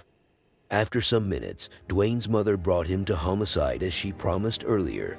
It was time for questioning. A detective entered the interrogation room where Dwayne was being held. He told Dwayne that they had already seen the video of what happened. What they just wanted to know is why he did what he did. Dwayne told the officer that he was not ready to say anything. The detective left the interrogation room in surprise. The team went back to the video to see if there is any reason why Dwayne would not want to talk, but they could not find any. The team concluded that Dwayne would be charged for murder. 12 hours into the next 48, Detective Nettles closed his case. 8:08 p.m. in Tulsa, Oklahoma. A caller called 911. 911 operator. Do you need police, fire, or medical? Caller, police. The caller said he is at the corner of 54th Street and Johnstown. He said he just heard a gunshot after an argument, and the argument stopped after the argument. 911 operator. How many gunshots did you hear? Caller, just one. The 911 operator said he will inform the police. A few minutes later, another caller called 911. 911 operator, this is EMSA. What is your emergency? Caller, I was just walking up the street and I look up in the driveway and I saw a guy sitting in a chair with a gunshot wound to his head. 911 operator, is there more than one wound? The caller said he just saw one that is coming out of the man's head. 911 operator, okay. Caller, God. 911 operator, is he still breathing? Caller, yes, he is still breathing. 911 operator, just keep talking to him. Tell him you've got help on the way. Detectives made their way to the crime scene. They found a man lying wounded with gunshot wounds. Is he bleeding via a gunshot wound? A detective asked. Yes, another detective answered. Detectives said the victim is in grave condition. He should be taken to St. John's Hospital. For homicide detectives, their chance of solving a murder is cut in half if they do not get a lead within the first 48 hours. Detectives are heading to North Tulsa. There was a black male that was shot at the front of his residence. Health officials have been working on him, and detectives just got a word that unfortunately, he died at the hospital. Victim seated in his chair, a detective asked. Yeah, someone replied. He said apparently when they were out there, he had a hospital bracelet worn with the name Sydney on it. The victim did, a detective asked again. The victim did. He replied. 55 years old Sydney Ray was born and raised in Tulsa. After earning a bachelor's in communications, he served in the Army for a year and a half before being honorably discharged. When he returned home, he attended truck driving school and worked as a landscaper. He was survived by his mother and 3 children. A detective said he believed that Sydney was shot. He said he was shot once. He said the bullet didn't pass all the way through but stayed in his head. Sydney was shot once on the right side of his head. A detective at the crime scene said he is not seeing any blood spatter on the wall or anything. He said what this tells him is that Sydney was probably leaning forward when he was shot. In the course of searching the crime scene, a detective saw a 9mm casing and 2 different types of cigarettes. So, who else lives in this house? A detective asked. No one answered the door. Another detective replied. A female detective at the crime scene said she has talked to the person that owns the house. She said the owner of the house told her that Sydney and 2 other people lived in the house. She said she gave her the name of the 2 other people. Perfect, a detective answered. Patrol learned that Sydney's housemates have been out of town for 4 days. What this shows is that Sydney was at home alone when he was shot. Only the neighbor who called 911 would be able to provide some information that can give detectives a lead. Detectives have a witness. She said she hears Sydney arguing with someone moments before the shooting, but she didn't hear what they were saying. She said she heard the suspect talking to someone. Like shoot him, a detective asked. Yeah, just like that. She said after that, she heard a gunshot and everything just went quiet. She said she looks out her window and she saw 2 black males. She said one black male and the other she can tell who he is. She said the suspects fled to an open garage next door. She said they were only there for a couple of seconds. After that, they came out down the driveway and entered a white car. She said the suspect car did not start. She said she saw him grabbing a tool to start the vehicle, and they took off and go through the west. How did the garage door get closed? A detective asked. That's $1 million question. We do not know how it got closed, another detective replied. Detectives knocked on the door of one of Sydney's neighbors. What do you know about this house next door? A detective asked. I do not know anything about it. I just know the neighbor. He is always outside fixing on his car, he replied. What does he normally drive? The detective asked again. He drives a blue Mustang, he replied. Have you seen any white cars there before? The detective asked again. No, he replied. Do you know the name of the guy that lives next to you? The detective asked again. "No, I don't," he replied. He said it's a young couple that lives there. The detective asked him if he knows the victim's name. He said he doesn't know him either. The detective asked if he has seen a neighbor associate with the victim before. He replied in the affirmative. The detective said he was going to leave his number with the neighbor. He told him to call him if he happens to hear something. The detectives think they might have to search the garage. They cannot search it immediately, though, because they need a warrant from a court of competent jurisdiction. 2 hours in, Sergeant Brandon Watkins speaks to Sydney's brother and sister-in-law who were away on vacation. They said they heard from a neighbor that Sydney was shot. Sergeant Brandon told them that Sydney was taken to St. John's Hospital after he was shot. But unfortunately, Sydney died. Sergeant Brandon asked them if they knew anybody that Sydney was having any kind of trouble with recently. They said they do not know anyone Sydney was having any kind of trouble with. Sergeant Brandon ended the call after thanking them for speaking to him. Sergeant Brandon told other officers that Sydney's brother and sister-in-law told him that Sydney was shot in his chair at that residence on the 15th of May last year. He said they made him know that it was 2 young guys that shot him then. They said he was shot in the back and stomach then. Another detective said their story has explained why Sydney had bracelets on his wrist. He said Sydney's brother said he couldn't let him stay in his house because he was throwing trash in the neighbors' yards, and he was aggressive with everybody. He said there was a lady who said yesterday, or the day before yesterday, the guy that was sitting in the chair out there started screaming at her. The guy told her to get out of his sight. While the team waited for a search warrant to search the victim's house and garage, a detective said someone just showed up at the house. He said they might be able to get a waiver. "Do you live here?" a detective asked him. "Yes, sir, I do," he replied. "Do you mind signing a waiver for us to search your garage?" a detective asked. "Yeah," he replied. As officers searched the garage, they began to see different ammunitions. They found 5 guns, including a 9mm Luger and a cock gun. The detectives believe they may have found the weapon used for the murder. The owner of the house swore that he does not know these ammunitions exist in his garage.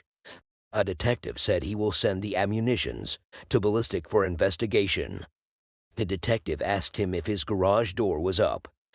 He said no. He said his garage door was not open. The detective asked again if there is any way they can get into his garage door. He said the back door doesn't lock. The detective told him that he has talked to a couple of his neighbors, and they said he has associated with the people next door. He said he is a mechanic, so he always works on their cars. The detective asked him about the guy that drives a white car and sits at the front that needed to jumpstart before he left there tonight. He said he doesn't know what white car the detective is talking about. "Listen, these cats were in your garage. They probably dumped the murder weapon off in your garage. I want you to think about this. Who have you seen over there? And what kind of activity have you seen over there?" the detective asked him. He said honestly, he did not see any activity over there. He said he doesn't associate with anybody. He asked for the detective's number so that he can call him when he sees any activity going on over there. Another detective suggested that Dylan be taken downtown. He said the detective should apply some type of pressure on him and see if he will stick with the story he told them initially. The detective said what the guy said made no sense to him, because if it was one gun they found stashed in his yard or under a trash can, it would have been understandable. But the numerous guns found in his yard suggest he still has a lot to say. The detective who had a chat with Dylan said his interaction with him suggests to him that he was believable. He said he has been wrong before. So, if the other detective suggests he should be taken downtown and interrogated more, then they should go ahead and do it. A detective went to the Dylan door again and knocked. Immediately he came out. The detective told him to put on his shirt, his shoes, and bring along his phone real quick. As soon as they arrived at homicide, Dylan was taken to the interrogation room for questioning. The detective said he appreciates his coming down to homicide. He said he knows it sucks. Dylan interjected quickly and told the detective that he can have his phone if that is what he wants. The detective asked him if he doesn't have any issues with him looking at his phone. He said he doesn't.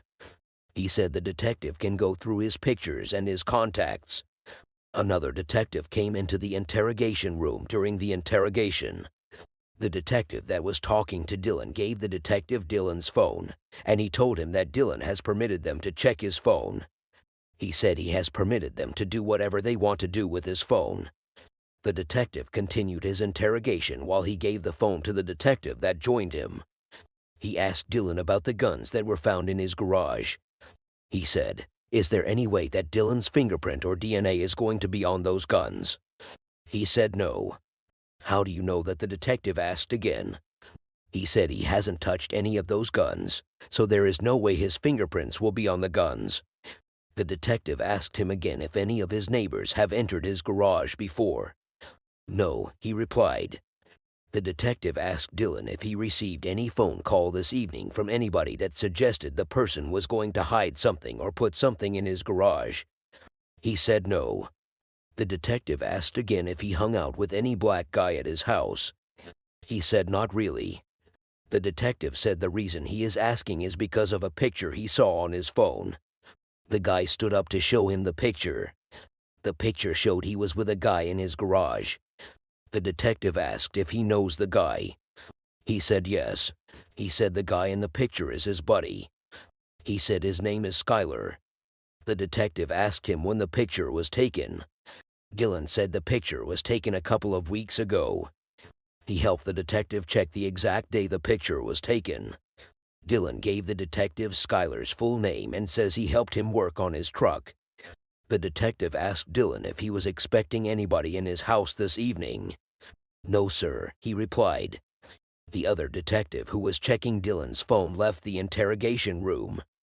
He left Dylan and the detective that was interrogating him from the start. Immediately the detective left. Dylan said he was expecting to go home and eat his damn tacos and go to bed. The detective said he was going to take Dylan's fingerprint, and that way he can compare it to any prints that are going to be on those guns. The detective asked Dylan if he doesn't have any issue with taking a DNA swab. Dylan said he doesn't care. The detective left the room and told Dylan that he will be right back. The detective that checked Dylan's phone said he was not feeling him. He said he feels if Dylan knows anything he would have told them.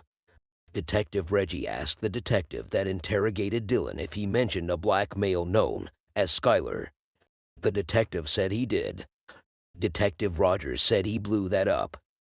Detective Reggie himself made his way to the interrogation room to interrogate Dylan.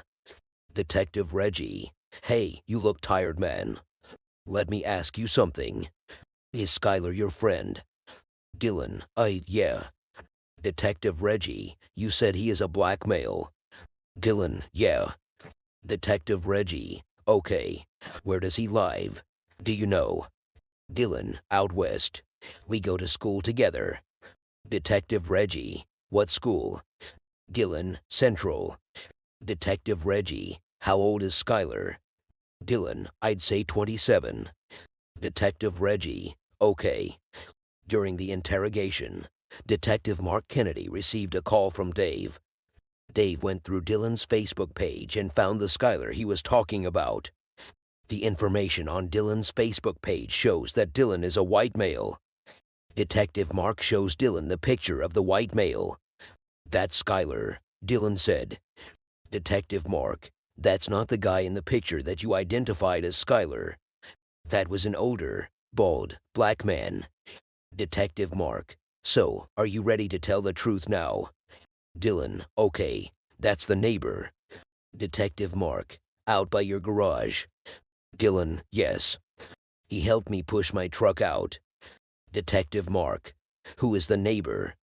Dylan, "His name is Reggie." Detective Mark, "Do you know Reggie's last name?" Dylan, "No. I don't." Detective Mark, "Which house does he live at?" Dylan, "I've seen him next door, next to me to the left." Detective Mark, "Like, the one that the murder happened?" Dylan, "Yes." Detective Mark, "Does he live over there?"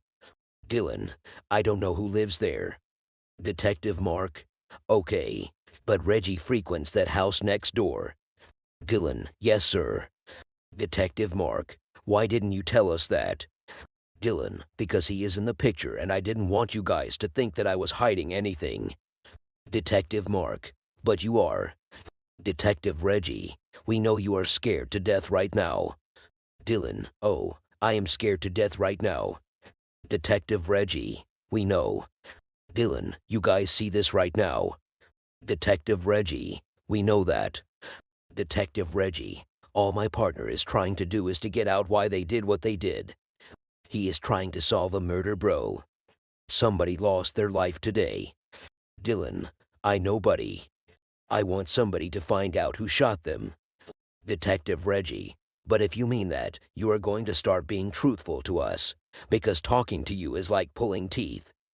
Detective Mark, you are making it worse for yourself. Leave the fear out of this. Stop the fear. Dylan, okay. So, I was not at work today. I was inside for about 95% of the day. I decided to go outside and roll a blunt. I opened my garage door. I heard, boom. It was a bang. I stopped rolling the blunt. Reggie came over and threw the guns. He threw the gun underneath the toolbox. I saw Reggie and a black guy. I said, "What are you doing?" He said, "I want to hide them." Sidney just shot himself. I said, "Dude, I am getting out of here." He ran out. I locked the doors. I got in my car and I left. Detective Mark, what did the other guy look like? Dylan, he was a black guy. He is tall, skinny, black skin. Detective Mark, what you just said now at 1:52 in the morning is a whole lot more than what you have said at all. Hope you know what I mean. Dylan, all right. I apologize, guys. I'm just scared. Detective Mark, well, you should be scared. You made me look like a fool because I believed in you. Dylan, give me a minute. Detective Mark, sit tight. Detective Mark came out of the interrogation room after he chatted with Dylan. He narrated what happened in the interrogation room to other detectives. Dylan identified Reggie. He stated that Reggie said Sidney had shot himself. He said that is unlikely based on the fact that there was a loud argument that was going on before the incident happened. The team searches for Reggie on Dylan's Facebook page. Here it is the detective who searched said. He found a picture that looks like the guy in the photo from Dylan's phone. He found Reginald's last name. His last name is Sutton. 54 years old Reginald Sutton has multiple felony convictions including burglary, drug possession, and shooting with intent to kill. Detective Mark went back to the interrogation room, where Dylan has been held. Detective Mark, who is this? Dylan, that's Reggie. Detective Mark, you are saying that's him. That's Reggie. Dylan, yeah. Detective Mark, are you sure? Dylan, yeah. Detective Mark left the interrogation room and returned to his team members. He said Dylan identified the guy in the picture as Reggie. He said that means they have a lead. Yeah, that means we have to find him. And that car is still running around somewhere. Another detective said. Then, the team gets body cam footage from first responders to the shooting. While the team was watching the video, they saw an officer walking down from the crime scene. They also saw a white Monte Carlo that has broken down in the video. The car broke down while trying to leave the house. A detective said that car is probably the suspect's vehicle. The video showed where the officer was asking a young man if the car belongs to him. The young man said the car is his cousin's car. The young man said he was going to get gas. The officer asked how long has the car broken down. The young man said it broke down 30 minutes ago. The officer asked if he heard or seen something around where his car broke down. The young man said he did not see or hear anything. The officer told him someone has been shot around the place that his car broke down. The detectives who watched the video are convinced that the guy in the video does not look like Reginald. They said probably the young man is the second guy they are looking for. The detectives are convinced that the car in the video is the car they are looking for. Detectives said all officers should be on the lookout for the white car. 17 hours in, Detective White gets the autopsy report. White said the autopsy reveals that it was as if someone was coming from the back and putting it up against his head and pulling the trigger. He said he was going to take what he has to the district attorney's office, and he will see if they can get a warrant for the arrest of Reggie. Detective Watkins gets a call from Sydney's family. She said they are sure that Reggie has something to do with the death of the victim. They said that Reggie is part of their family. Reggie and Sydney are first cousins. He said the family is saying that Reggie is hiding somewhere in the out east. After some minutes, Detective White got a phone call from the district attorney's office. He said they have been able to secure an arrest warrant for Reggie. With an arrest warrant in hand, the team hits out the east of Tulsa searching for Reggie Sutton and the white Monte Carlo. The team hits all the streets in the east, but there was no luck. After hours of searching, Reggie turns himself in. Reggie was taken into the interrogation room for questioning. Detective White, I know you are going through a lot right now. Reggie interjected. Well, Mr. White, the first thing I had to do was to turn myself in and do the right thing. Detective White, that is a good decision. I appreciate that because that shows me a lot. Detective White, tell me about what happened last night. Reggie, okay, it was my cousin, Sidney Ray. I was over at the house. Sidney Ray does crack and he gets on it and starts fighting people, chucking bricks at people, cursing people. He's kind of crazy, you know. So, I said this is my first cousin. First of all, Mr. White, let me let you know, his mother and I are sisters. He started yelling and woofing, and that's how he does. So, I say, chill my cousin. You can be doing people like this. You yell at everybody that comes into this yard. After some few minutes, he pulled a 9mm out. I said, I'm your cousin, man. Are you going to do that to me? So he sat back down and sat in the brown chair he was in. So he started doing it again. That was when I walked up to him. So he took a knife and hit me on my belly. So he took the gun out. I said, are you going to do that to me like that, man? So we started dragging it. It went off. Detective White interjected. Reggie, it went off, sir. Detective White, you know I have interviewed a lot of people out there last night. Some of the people I interviewed lived in that area, and they said it was not only you that was up there. They said there was another male that you were with. I am interested in knowing who he is. Who were you with? Detective White asked again. Reggie, Terry Ratliff. Detective White, I need to find Terry because he could corroborate your story. Do you know his number? Reggie, I don't have a phone. I do not know it by heart. Detective White, is he the one? Did he leave in the car? I mean the white Monte Carlo. Reggie, yes. Detective White, where is the car right now? Reggie, it should be at his mother's house. Reggie gives the location of Terry's mother's house. Reggie, I'm letting them know about the car. A few minutes later, a detective said Detective Warren has found the car. He said when they went and knocked on the door to get permission to tow it off the property, a guy answered. The guy that answered was Terry. Terry agreed to talk and he was brought to homicide. When Terry got to homicide, he was taken into the interrogation room for questioning. Detective White and Detective Kansas Corps entered the interrogation room. Detective White, just tell me the truth, that's it. Terry, I'm fixing to tell you. Terry continued. He said Sidney was right there. He said when Sidney smokes some dope, he usually gets irritated and starts talking a little noise about people. He said Sidney got up in Reggie's face at one point in time, and Reggie also got up in his.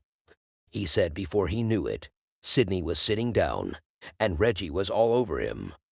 He said Reggie was getting ready to whoop Sidney. He said Sidney scratched him a little bit. He said Reggie came to him and showed him a scar on his stomach. He said that was when Reggie told him to hand the gun over to him. He said he didn't want to give Reggie the gun but Reggie intimidated him. He said he handed the gun to Reggie. The next thing he knew was Reggie shot Sydney in the head. Detective White: okay, that's it. Terry: he murdered that dude. Detective White: that's the part I need to know exactly clear about. So how did he do it? Where was he standing when he did it? Detective White asked again. Terry: right over him. He grabbed the gun, went back over to Sydney, and stood over him. He backed him back. Sydney was still talking then. Detective White: what was he saying? Terry: he was saying, shoot me, shoot me. Terry said the next thing he heard was a gunshot. Detective White: where did he shoot him? Terry: it was on the right side of the head, I guess. That's all I know. Detective: Sydney wasn't fighting him or doing anything. Terry: Sydney was a good guy. He didn't deserve to die. Terry said, after that, Reggie said he better not say anything to anyone. He says Reggie told him to hide the gun in Dylan's garage. He said he grabbed the gun. He said he took it up and pits it up under the tool chest. Detective White: when you reached under there to get rid of that gun, did you see any other guns? Terry: I didn't notice any. Detective White: where did you go from there? Terry: I tried to leave but the car didn't start. He hopped in the car with me. He said Reggie said they needed to get away before someone calls the police. He said Reggie said he should stay. Reggie shot himself if anyone asked. Terry said he told him they were going to detect that he didn't shoot himself. He said they ran back to Dylan's house and Dylan drove them to a gas station to fill up a gas can. He said when they came back, they dropped him off the car. He said he saw the police walking towards the car shining a light on it. He said the police asked if the car belongs to him. He said he told them they went out to fill the car because it ran out of gas. He said he got the car started and he immediately went to his mother's house. He said he stayed right there till morning. Detective White: I'll be right back. You can hang here real quickly. Detective White returned to the interrogation room, where Reggie was being held. Detective White: well, the version that we got from your friend over there was a little bit different from yours. Reggie: how far was I off? Detective White: quite a bit. Detective White: here is what I think happened based on the version that he told me. I do not doubt that Sydney has got some issues. I think we can agree on that. Reggie: yeah, we can. Detective White: I've heard about how he is kind of so forth, and I think he was probably running his mouth to you and being disrespectful. Reggie interjected. He showed the scar on his stomach to Detective White. He said that was when Sydney stabbed him. Detective White: that was what pissed you off. Reggie: pissed the out of me. Detective White: then you decided to handle it, and it went too far. Reggie: yeah. So, what will I be charged with, Mr. White? It could be no self-defense for what he did to me, could it? Detective White: no, I don't think so. I think that it raises it to another level. Reggie: I understand. Less than 24 hours after Sydney was murdered, Detective White solves his case. Reginald Sutton subsequently pleaded guilty to first-degree manslaughter and was sentenced to 25 years. Ballistics testing confirmed that a 9mm pistol in Dylan's garage was the murder weapon. None of the other guns found in the garage were determined to be involved in the murder. Dylan later admitted to helping Reggie and Terry flee the scene. Dylan and Terry were not charged in connection with the case. 9 months later, Sydney's family remembers him.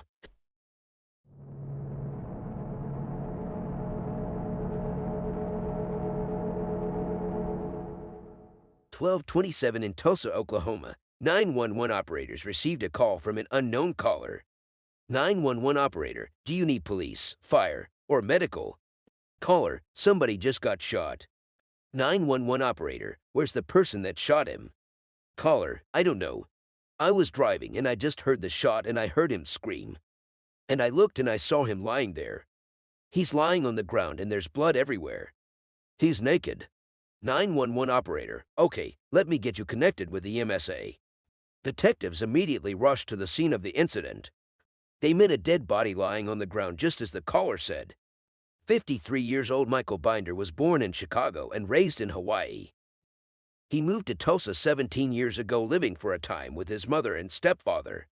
Michael struggled with drug addiction for many years, but he was active in his church and was trying to turn his life around. Michael was struck once in the side of his head. Patrol transported a neighbor and the apartment leasing agent who called 911.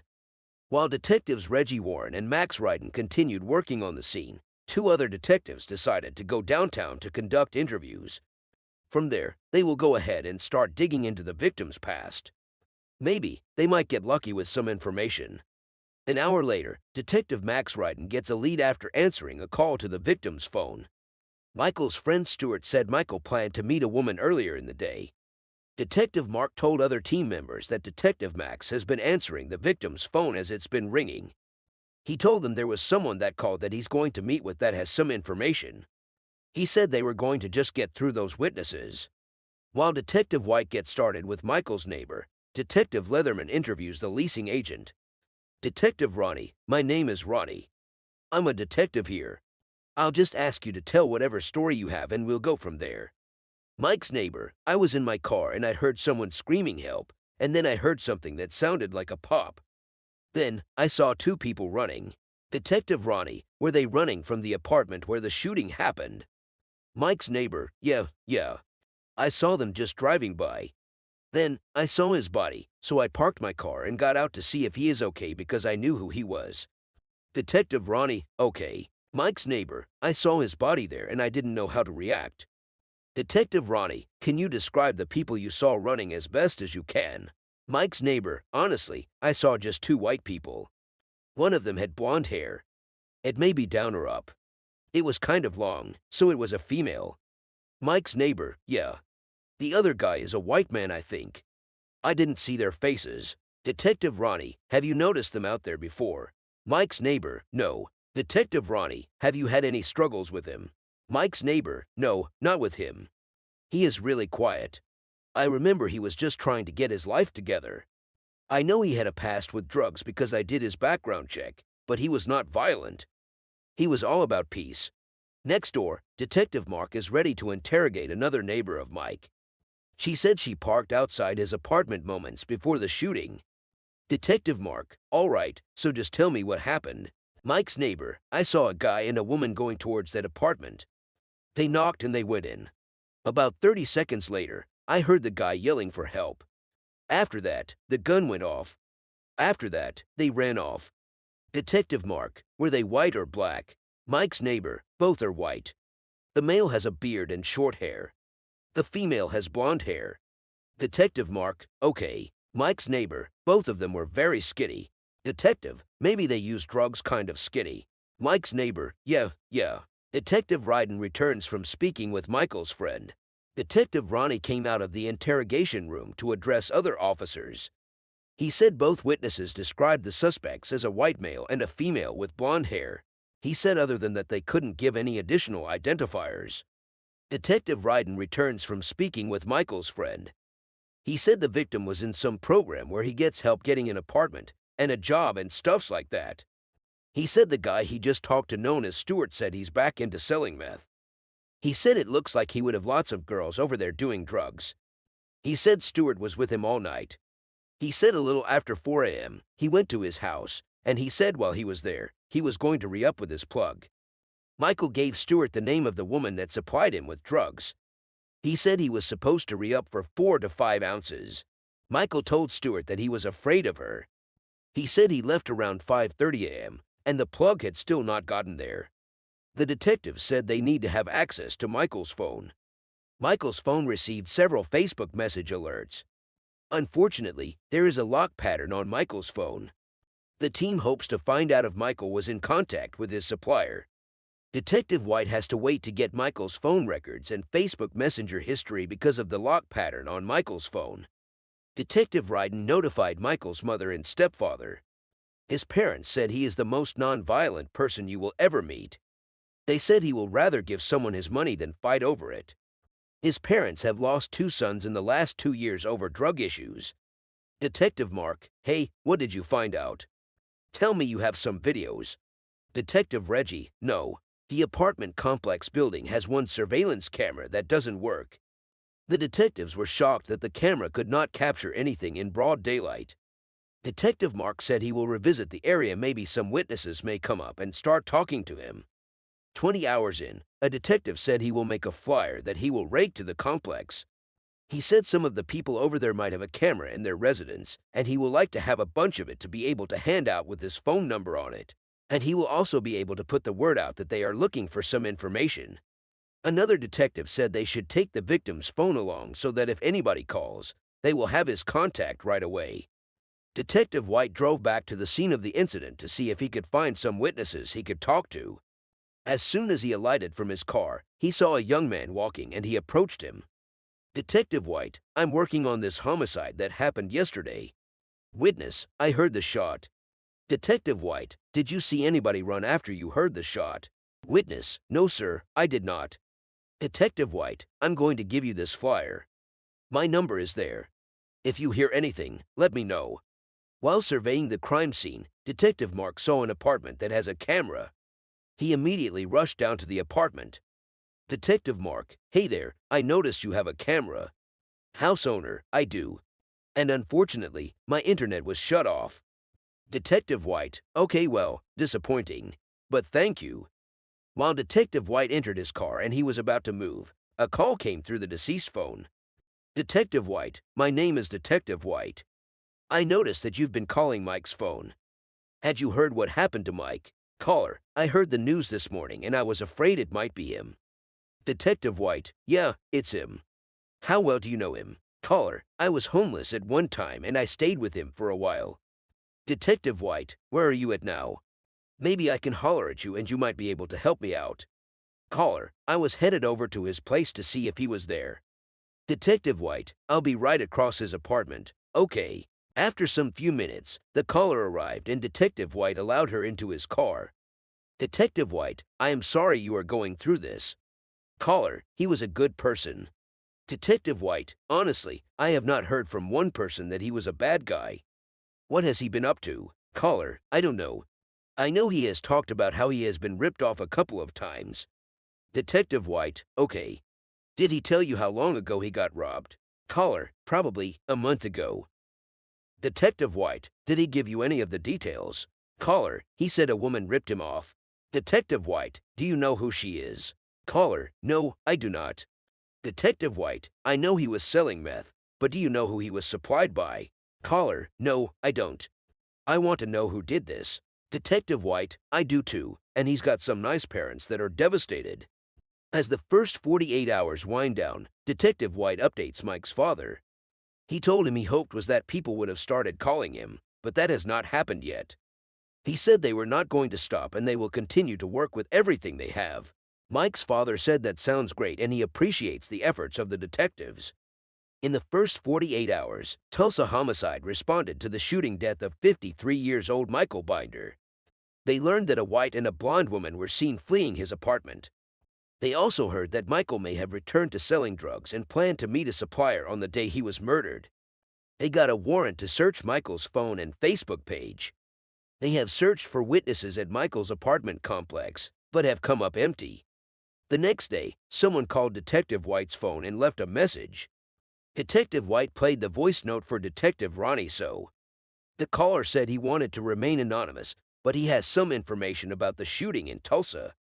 He said he knows the girl and she told him what happened in detail last night. He left a phone number that Detective White can use to get to them. Let me try to call it, Detective White told Detective Ronnie.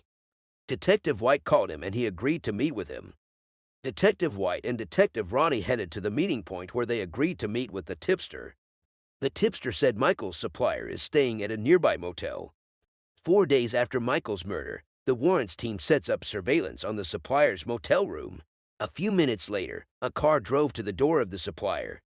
A white male with a gray t-shirt came down from the car and knocked on the door of the room. He was let in by someone who the detectives were not able to identify then.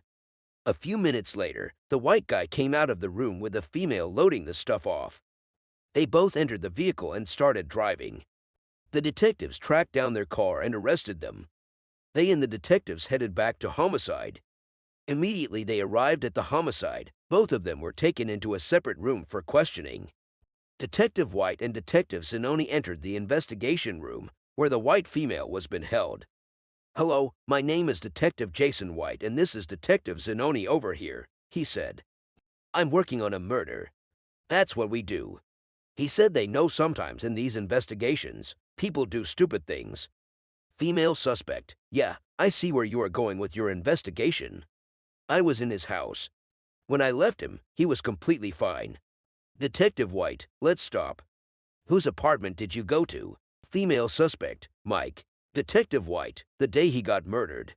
Female suspect. "Yeah, that day." Detective White, "What time were you over there?"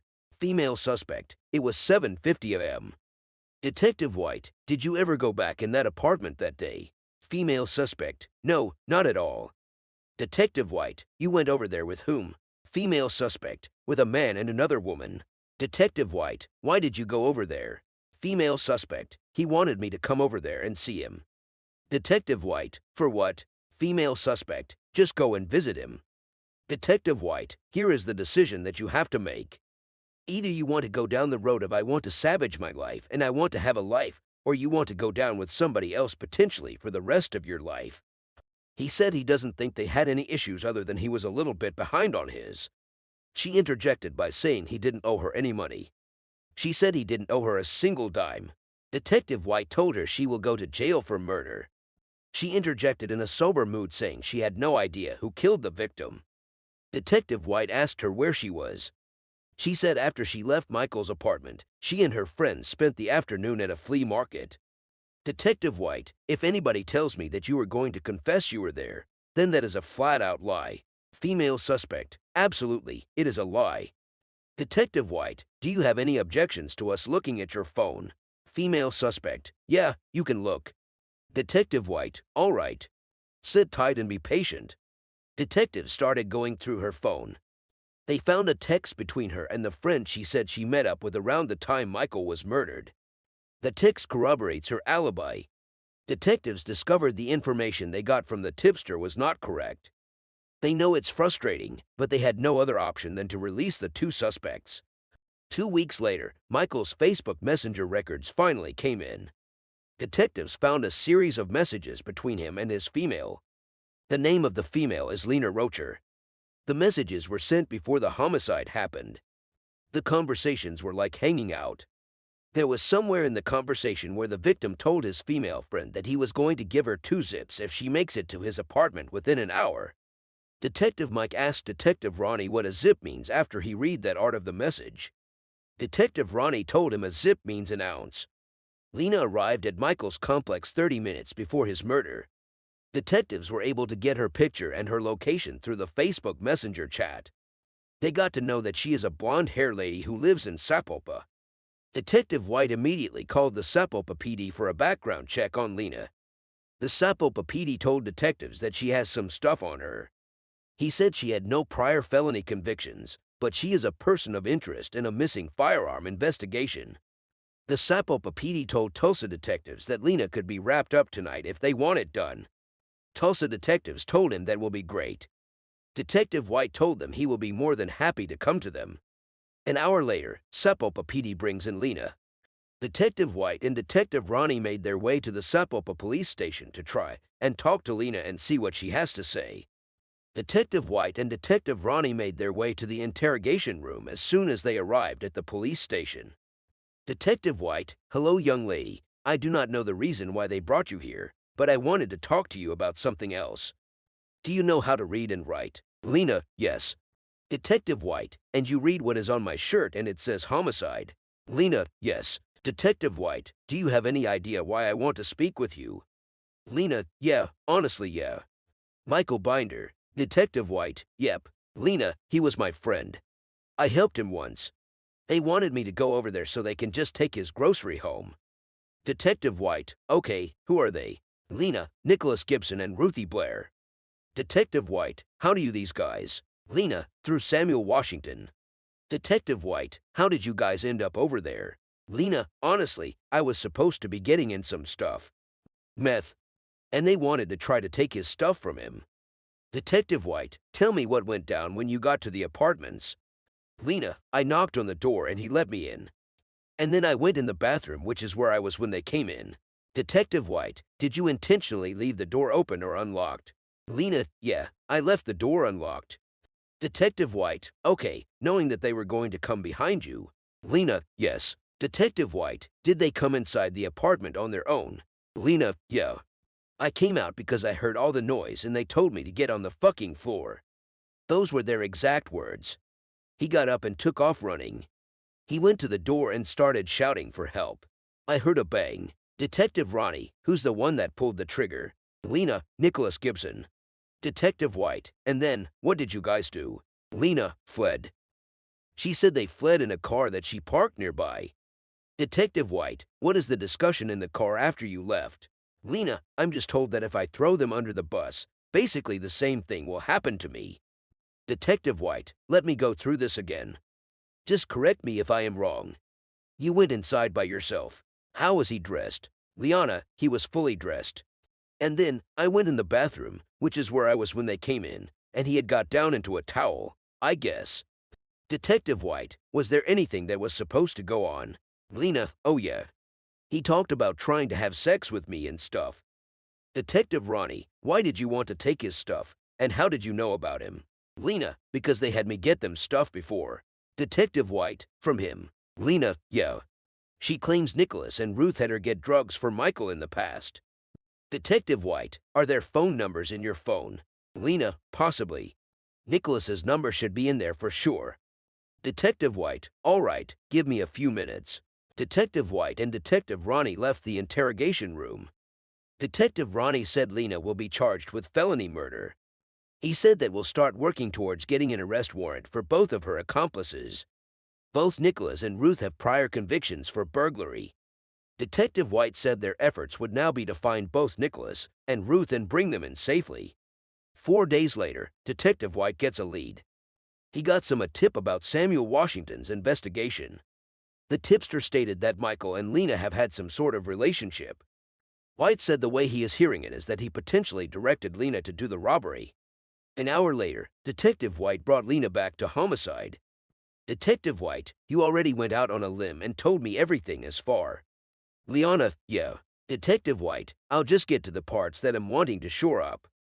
Who did you tell about this situation? Lena, my mom, of course. Detective White, anybody else? Lena, that's the only other person I mentioned it or talked to about it. Detective White, did you make a phone call right after this happened or talk to anybody? Lena, I had somebody call me. Detective White, who? Lena, Samuel Washington. Detective White, this guy right, while showing her his picture. I am not going to waste anybody's time here. Do you have a relationship with him? Lena, he was my boyfriend. Detective White, so that is what I am getting at. I do not want you to sit there and protect that guy. Liana, no, I am not trying to protect anybody. He has told me to do things that I... Detective White, okay, let's get into that. Tell me exactly what he told you to do. Liana, to do whatever it takes to get the money to bond him out. Lena claims Samuel wanted her help to get out of jail. So, he hatched a plan. He planned that Liana would rob Mike. He wanted her to set it up for Nick and Ruthie to go do it. Okay, give me a quick minute, Detective White said while he and Detective Ronnie left the interrogation room. He asked Detective Ronnie what he found. Detective Ronnie said he is looking at murder and conspiracy to commit a felony. Detectives decided to have Samuel transported from jail for questioning. Later that day, Samuel was brought to homicide. He was taken into an interrogation room for questioning. Detective White, first of all, my name is Jason White. I am a homicide detective. You had said something that you want to clear your conscience when we were in the car coming down here. Isn't that right? Samuel, yeah. Detective White, what do you want to clear your conscience about? Samuel, I talked to Annie. Detective White, you referred to her as Annie when we are talking about Lena. Samuel, when I was in jail, I called her and she answered the phone. Her first words were everything went bad. And she said, he's gone. I said, who's gone? And she said money or Mike or something. This guy Mike, if I remember, She knew him from the past, and she admits she wants me for about getting him. Detective White, what does that mean? Samuel, rob him. That was way before I was even in jail. I told her Ruthie and Nick usually do stuff like that. Detective White, so you guys have had some discussions about possibly the robbery before you were arrested. You ended up getting incarcerated. Were there any other calls that made or any discussion between the two of you or her about wanting to rob him? Samuel, it was pretty much. If she still wanted to do that with Nick, he could help her. He said after they got locked up, he told Lena to work with Nick on a plan targeting Michael. Detective White, okay, meaning the robbery. Samuel, yeah, robbery. I didn't know anything about any murder. Detective White, you may be in a little bit of trouble. If you hadn't mentioned something to her about that situation, that guy would be alive, you know. Samuel, if I get charged, what would I be charged with? Detective White, it will be with murder. Probably a felony murder. Based on the kind of putting the wheels in motion, and then somebody dying in the midst of that, it becomes felony murder. Do you see what I am saying? Samuel, yeah, okay. Detective White, I will holler at you in a quick minute. 2 months after Michael's murder, detectives got a call in the morning that Missouri authorities were able to get Ruth Blair into custody. A tipster called and said both of them were at a house that was nearby. Officers went there really quickly and they managed to capture her, but they didn't find him. Detective White and Detective Ronnie went to Missouri to question here. Detective White, hey there, young lady. Ruth, hi. Detective White, are you doing all right? Ruth, yes. I was scary. Detective White, yes, I know, and you know what? This is a scary situation. But you have to tell me what's up. I already know what's up, but I need to hear from you. Ruth, all I know is Leanne has been texting and calling my old man for a week or two. She had this master plan to go over there because he was supposed to have a lot of money. And Nick asked for a rundown. Like, what's the deal? She said she will go and then the rest can come in. She said to pull into the actual complex. Lena went in by herself and she left the door unlocked. Ruth said she was behind Nick. Nick went in first and he opened the door and she shut the door. Detective White, what was said at this point? Ruth, he said put your hands up. So the dude jumps out and he got a sheet wrapped around him. He walks right in front of Nick and it all happened so fast. Before you knew it, he's got his hand on the doorknob. Nick said don't do it, don't do it. So the dude swings the door open and run out and yelled for help. And then Nick went to pistol whip him. He just wanted to hit him with it. When he went to him the first time, his finger slipped, and the gun went off. Detective White, what did the three of you do next? Ruth, he and I ran out. Went and got in the Jeep. It took her a little longer to come out because she was rounding off everything she could find. She said Lena grabbed drugs from Michael's apartment before fleeing. She said Lena and her didn't get the wallet and the wallet was the goal. Detective White, did you ever see her again? Ruth, no. Detective White, did Nick? Ruth, no. She said she and Nick went their separate ways. She said she was so afraid she was not going to see him again. The next day, Detective White gets an update from Springfield PD. They finally located Nicholas Gibson. Nicholas Gibson was charged with felony murder in the first degree, and he is awaiting trial. Ruth Blair was charged with felony murder in the first degree, and she is awaiting trial. Lena Rocher was charged with felony murder in the first degree, and she is awaiting trial. Samuel Washington was charged with felony murder in the first degree, and he is awaiting trial. Criminal charges are often dropped or reduced, and the suspects are presumed innocent until proven guilty. 3:03 a.m. in Tulsa, Oklahoma, a security guard calls 911. The 911 operator asked if the caller needs police, fire, or medical assistance. The caller replied by saying he needs the assistance of the police. The caller said his lead is out there right now. He said he just found a body out in the parking lot. When patrol arrived, they found a woman's dead body wrapped in a blanket. The team hopes to identify the victim through her fingerprint. While the investigation was being carried out on the crime scene, Detective Reggie discovered a camera in a house close to the crime scene that could give them a lead. He and the other detective decided to visit the house to see if they could get footage. After collecting the footage, they headed back to homicide for investigation. While watching the video footage, they discovered that 14 minutes before the security guard called 911, a white car parked where the victim was dumped. Just outside Mobile in Alabama, policemen got a report of a man shot outside his house. A caller who called 911 said the victim was shot in the yard. He said it was life-threatening. Before policemen arrived at the scene, family members rushed the victim to the hospital. The victim was taken to Health University Hospital.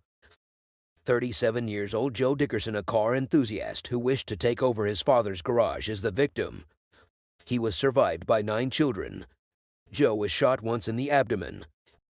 When mobile detectives arrived at the scene, a witness came forward. The witness agreed to talk when he gets to homicide. The team left the scene of the crime for further investigation at homicide. As soon as they got to homicide, the witness was taken into the interrogation room for questioning. Detective Barnes entered the investigation room to question the witness. Detective Barnes told the witness to tell him what happened. The witness said he has only agreed to talk because the victim is his cousin and he has a lot of children like him. The witness said he wasn't in the yard when the shooting happened. He said he was at the corner store coming down the street. He said he popped up into the house moments after the shooting. He said he saw the shooter running with a gun in his hand coming down the street. Detective Barnes asked the victim if he knows the shooter. The witness said he knows him very well. He said his name is Dillian Fox. He said the shooter is popularly called Little D, and he just got out of prison. The witness said he can confirm that Dillian Fox is the shooter because he saw a gun in his hand.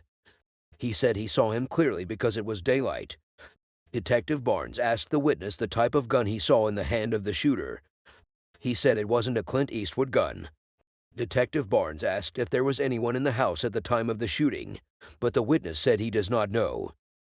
The witness said the victim had told him that he and Dillian Fox got into an argument. He gave detectives the name of another cousin who saw the victim and Dillian arguing. The detectives asked him when that was. He said it was 20 to 30 minutes before he showed up. The detectives asked if he knows what led to their argument. He said Dillian was mad because the victim was doing better than him. Detective Barnes asked who owns the house where the victim was shot. The witness said the house belonged to their grandmother. He said everybody stays there when they have nowhere to go. He said there were a couple of people he thinks were there at the time of the shooting, but they don't want to talk to the detectives. He said he will try and make them talk. Lead Detective Jermaine Rogers arrives after speaking with other family members at the hospital. When Rogers looks for Fox in the database, he finds that Fox is 34 years old. The team heads out to look for the cousin who witnessed the argument. 13 hours in, detectives track down the cousin at a store near the crime scene. He was taken into the interrogation room for questioning. Immediately, Detective Jermaine entered the investigation room. He asked him to talk about what he knows about the shooting. He said Little D was running his mouth. He said a few moments later, he heard someone calling his name.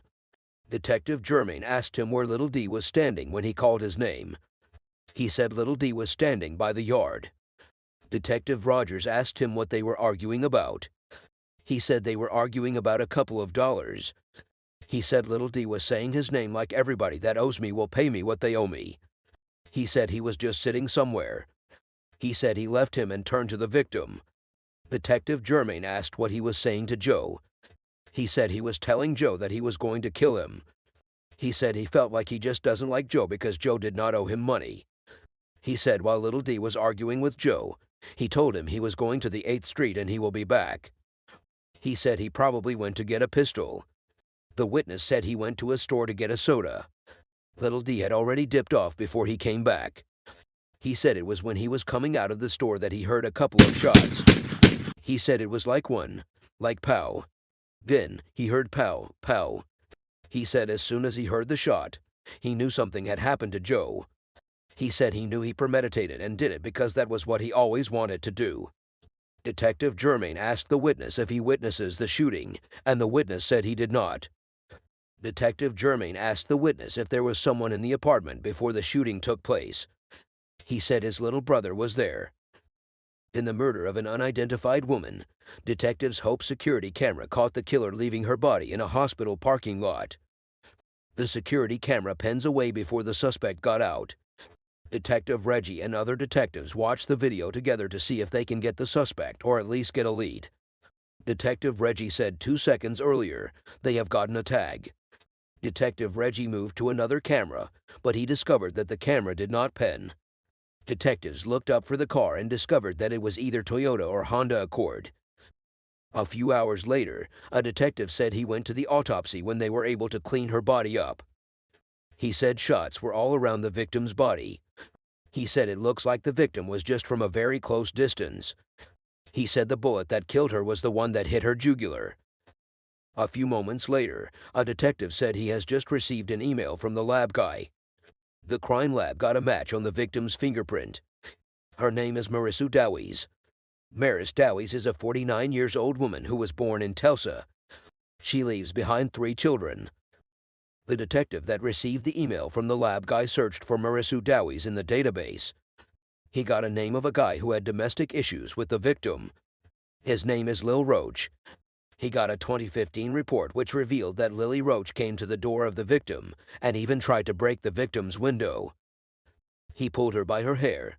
He dragged her and began to choke her. The charges were dropped against him because Marissa did not appear in court. Lil Roach's previous convictions include ferocity and drug convictions. After they finished searching, the detectives agreed that he is someone they needed to talk to. They also discovered in the course of searching the database that the victim had a son before she died. Detectives found an address for the son's employer. After some few minutes, the detectives headed up to find the son and the guy that had domestic issues with the victim in the past. Their first point of call is the address of the son's employer. The detectives arrived at the address in a few minutes and met the victim's son there. There is no easy way to say this, but your mom has been killed, a detective said to the son of the victim. The detective told him that his mother was shot this morning. The detective asked the young boy if his mother was dating or married to someone. The young boy said his mother is still married to his stepdad, but he knows they've had problems for years. The detectives asked the young boy the name of his stepdad, and he said his name was Eli Roach. The detectives asked the young boy where Eli was living presently. He told them Eli was living in his grandpa's old house. The detectives appreciated the young boy and left after he gave them the address of his grandpa's old house where he claimed Lil was leaving. The detectives immediately moved to the address to see what they could find. When they got there, they found out that it was a lonely place that seems like nobody was staying there. But they found bloodstains on some objects in the building which prompted the officers to approach a court for a search warrant so that they can search the entire building. The detectives returned to the building after they got a search warrant. This time they entered without hesitation. In the living room, detectives found blood, a single 3D showcasing, and a pillowcase that had the same wrapping as the one the victim was wrapped in when she was shot. After some few minutes, a woman approached the detectives and said she used to date Roach. Detective, how long have you been dating Roach? She said she has been dating him for a year. Detective, what kind of car does he have? My car, a white Acura, she replied. The detective pulls up the video of the car seen in the surveillance video and asked her if that was her car. She replied in the affirmative. The detective asked how she would find Roach if she was to find him.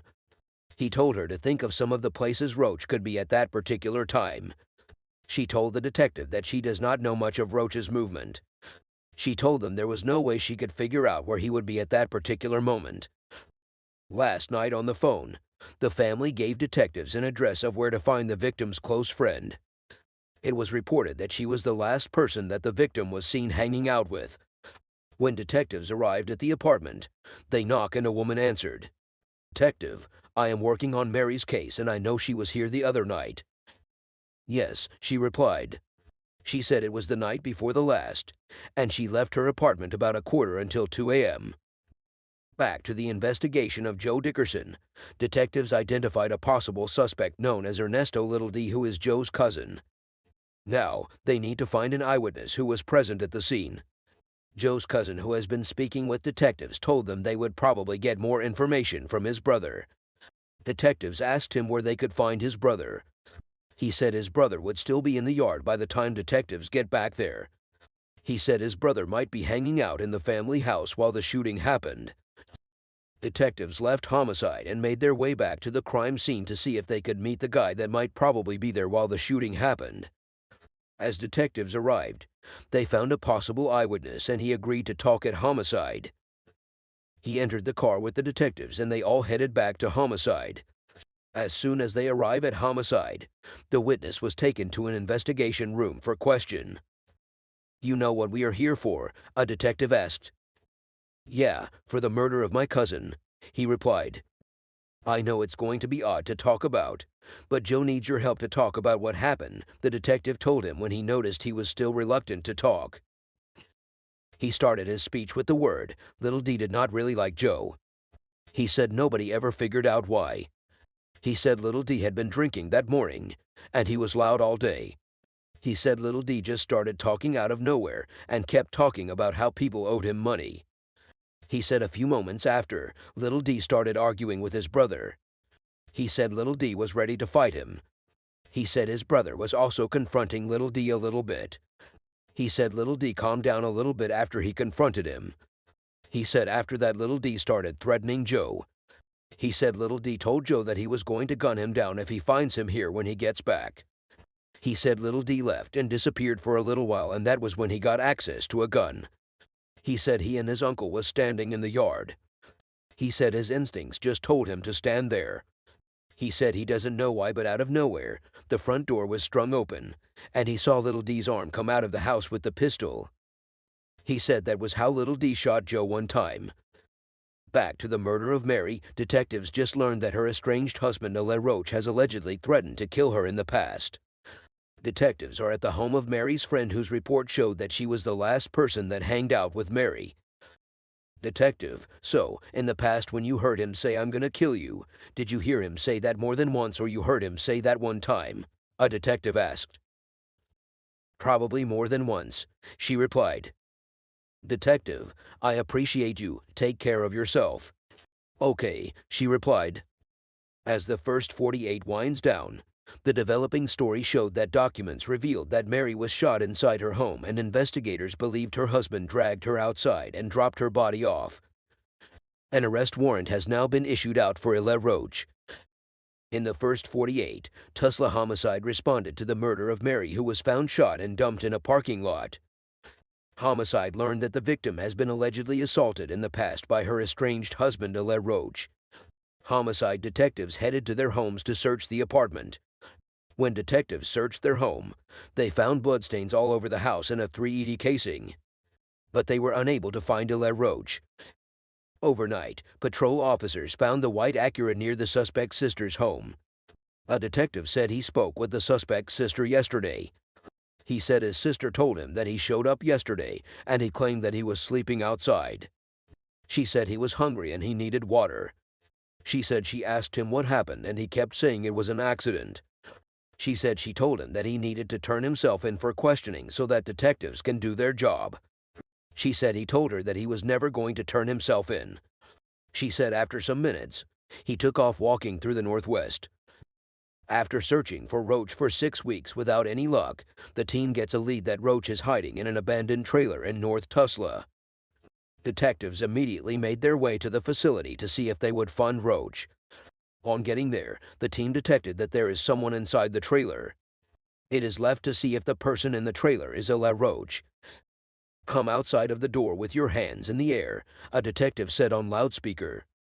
After some few minutes, "Time is up. You have to come out now or we are going to deploy paper balls into the trailer," the detective said through the loudspeaker again after they waited and no one came out.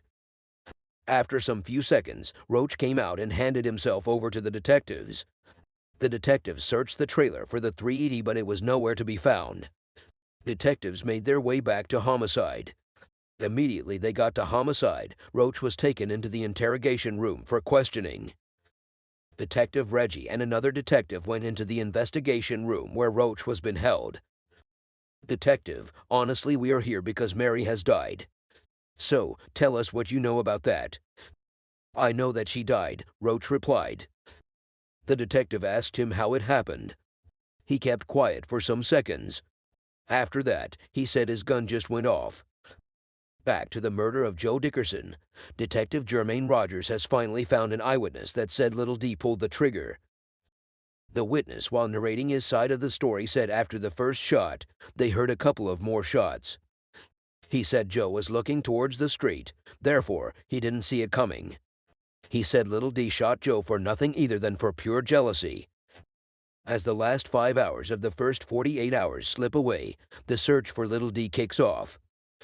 In the first 48, mobile homicide was responded to the murder of Joe Dickerson, who was shot in a family member's yard. Joe's little cousin Ernesto Dillion Fox, who is also known as Little D, had threatened to shoot him after an argument in the past. Detectives have interviewed 2 family members. One of the family members interviewed was present at the scene of the incident. Detectives have gotten a warrant for Joe's arrest. After 3 months, with no sign of Little D, he turns himself in. "Man, do you know what we are here to talk about?" a detective asked. "Yes, sir," Ernesto Fox replied. "Do you wish to talk to me right now?" the detective asked him again. "I don't wish to another any questions now," he replied. "I got this lawyer that you can call," the detective told Little D. "All right," Little D replied. Outro. Ernesto Fox was charged with murder, and he is awaiting trial. Criminal charges are often dropped or reduced, and the suspect is presumed innocent until proven guilty by a court of competent jurisdiction. 2 years after Joe's death, family and friends gathered at his graveyard to celebrate his 48 years birthday. They dropped flowers at his gravesite in remembrance of him.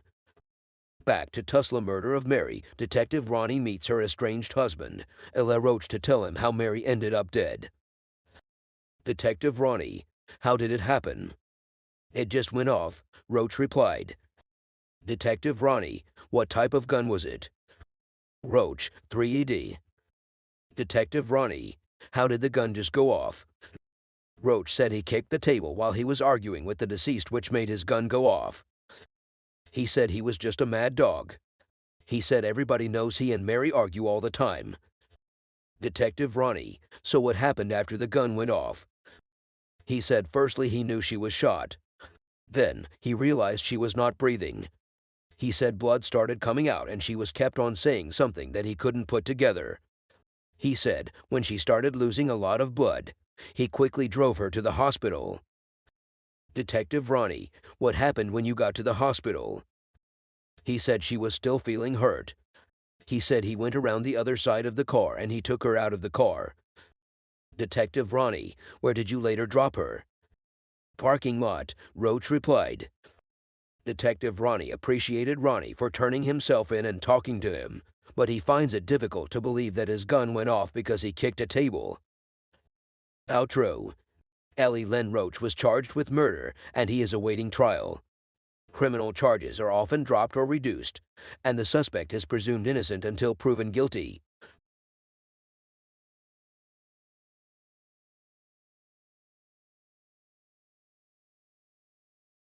This story takes place in Atlanta, Ga. Crime in Atlanta, Georgia, has been a significant problem since the mid-20th century. Is it a safe place to visit or even live? How can you protect yourself and your loved ones? A 911 call is always a good idea, even though no one made a call this time. At 2 a.m., above the hill, a neighbor has heard noises of gunshots, and the police arrive and see a car in a very suspected place. The police immediately take a look at the vehicle. "Male, bald head, asleep at the wheel," explains the officer. Unfortunately, the male wasn't asleep. He had a gunshot wound to the right side of his stomach, to the back of his head as well. "Go ahead and start fire and Grady out here," said the officer. The other officer said that the units were coming out. Without wasting time, Sergeant Jackson reports the death. Detective Andre Lowe was raised in this era. "I've been to the church of this area," he says. So Detective Andre Lowe knows the people that live here and is familiar with this place. When he took the first close look at the victim, he immediately knew who that male was. Detective Andre Lowe worked with the victim before, when the victim worked as security. The victim was a 48-year-old white man called Mike. The victim was born and raised in Atlanta, and he was a well-known promoter in Atlanta's clubs. He leaves behind a wife and 5 children. As the police officers take a good look inside and outside the car, they notice 2 castings in the vehicle's backseat. Not only do they find castings, but there is also a lot of money there. The police officers take a lot of pictures to use for evidence. There were thousands of dollars. It kind of makes you wonder if this was a robbery or what because that money was still in the vehicle, says Detective Andre Lowe. As mentioned before, a neighbor has heard the noises of the gunshots. Let's go and ask around the neighborhood, says the detective. Someone must know what happened. As they walked a block away, the detective and the police officers found 6 other castings. The police officers knocked on the neighbor's door and asked if they had heard anything. Then, the team found a witness around the shooting time but didn't call the police. The police officers decide to go and ask her some questions. This is Detective Andre Lowe. Can you tell me what happened tonight? He says. She says, I was talking to Mike, right there, in the corner of the street. I was trying to be one of the bottle service girls. Then, I saw these 2 guys. One went to the passenger side and put a gun to my side. The girl said they would kill her if she didn't leave. She says that Mike, the victim, said that he has no money. Then they started shooting. She said that she immediately ran. She was scared. Did you see how the other 2 guys looked? Says the detective. No. All I saw was that they were all in black. They had on hoodies, says the girl. Okay, says the detective. The police officers and the detective are happy that they found her.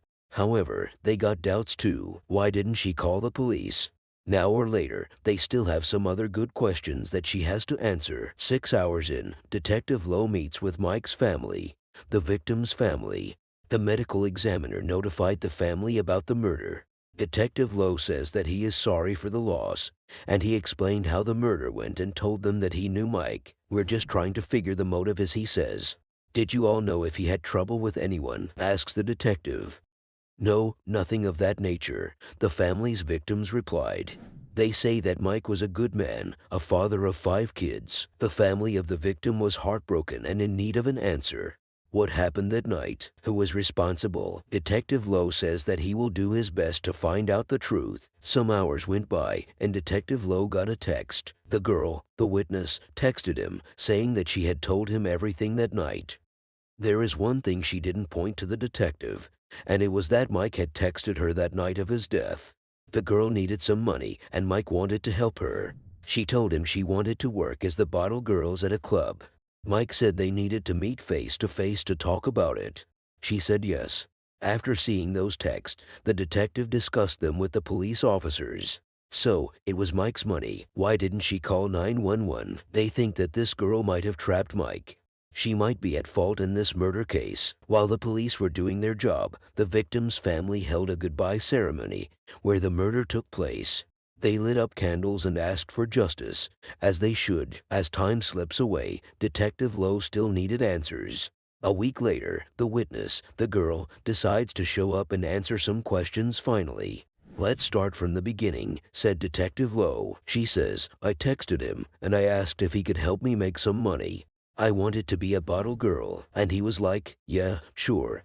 He asked me how much I needed, and I said $1,000, and he said okay. Mike wanted to meet up the very next day. Is there anyone else that knew about you meeting up with Mike? Asks the detective. Yes, the only person who knew was Damel because I told him, she says. She says that she told Damel when Mike was on his way to meet her. When was the last time you talked to Damel? The detective asked. She says that the last time she talked to Damel was right after the shooting. I called Damel and told him that my friend just got shot, she says. Detective Lowe asked why she didn't call the police. The girl said that she was scared. I didn't know what to do, she said. Has Damel something to do with this? Asked Detective Lowe. No, I don't think he does, she says. Is there anything that you're leaving out, forgetting? Asks the detective. Earlier that day, we went looking for guns, she said. The detective was confused and asked who she was with. She continues, it was me, Daniel, and 2 other guys. His friends. She doesn't know their names, but they bought 2 guns. I took my ID because Damel said so. They bought the guns under my name, she says. They knew Mike was coming to get the girl. They knew that he had $1,000. The moment the police officers think that the girl had something to do with the murder, she says something. I don't want anything to happen to my family, she says. She said that he said he would kill her and her mother. The detective said that it's our job to get somebody out of the streets that don't belong on the streets. Who killed this boy? They asked her directly. The girl asked them if she could start over, and they said yes. The girl said, I looked at their faces. The 2 other guys, I don't know their names. But I know that they were with Damel. The victim says that the shooters were Damel's two friends who bought the guns under her name. They asked her how the person looked, which put the gun to her side. If she doesn't know their names and who they are, she can tell us how they looked. It's the least she can do. She continues to describe the guy. He had dreads, medium height. The detective asks her if Damel and his friends knew if Mike had any money. She said yes. Where do Damel work? Asks the detective. She said that Damel works somewhere in Pennsylvania. So, Damel doesn't live here. He is in and out of here. Detective Lowe says, hold on, and goes to search to find pieces of information about Damel. He goes on the computer and writes his name and where he lives. Detective Lowe finds a photo that matches the data. Damel Roberts is only 21-year-old. He has a prior conviction for auto theft. He's got a P.O. box. Detective Lowe says they should take the photo and show it to the girl if he is the one we're looking for. That's what they did. Do you know who this is? Asks Detective Lowe while showing the photo to her. She says, that's Damel. The detective asks if Damel went back to Pennsylvania. The girl says that she doesn't know where he is now and hasn't heard from him. Detective Lowe asks her for a phone number or any social media of Damel. The girl says that she can access Damel's recent calls because they share a phone plan. The detectives ask for more. They want to know who the other two guys are so that they can take them off the streets. But she keeps saying that the first time she has ever seen those two guys was that day. She says that she thinks they live in Pennsylvania. The police officers want to get these guys off the streets before they go and hurt somebody else. Detective Lowe thinks that Damel was the driver, and the other two boys were the shooters. He sends Damel's photo to the beat officer, hoping to run into that man. The next day, with no leads on where Damel was, the detective starts to see through his phone. It looks like he is making many calls on a Philadelphia number. They say, so I'm gonna plug it into social media platforms and see who stands behind this number, says Detective Lowe. The phone number belongs to a woman in Pennsylvania. Detective Howard Griffin decides to send this over to the intelligence analyst and see if they can find more information. After some hours, they got news from the intelligence analyst saying that the young lady had a restraining order against a young man called Karim Arindel. He is from the Pennsylvania era as well. This guy, Karim Arindel, had dreads, and the detectives think he might be one of the two shooters with Damel that night. Karim Arindel is a 19-year-old who has prior convictions for harassment and unlawful handgun possession.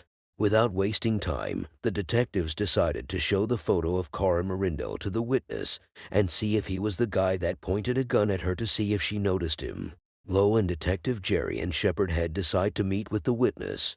She was confident. She identified Karim Arindel. He is the one that put a gun on her side. The detectives decide to reach out to Philadelphia PD to get information on Arindel and his known associates. Philadelphia Police Homicide directed them into a detective from the Pocono Police Department. They say that these guys are a part of a blood gang.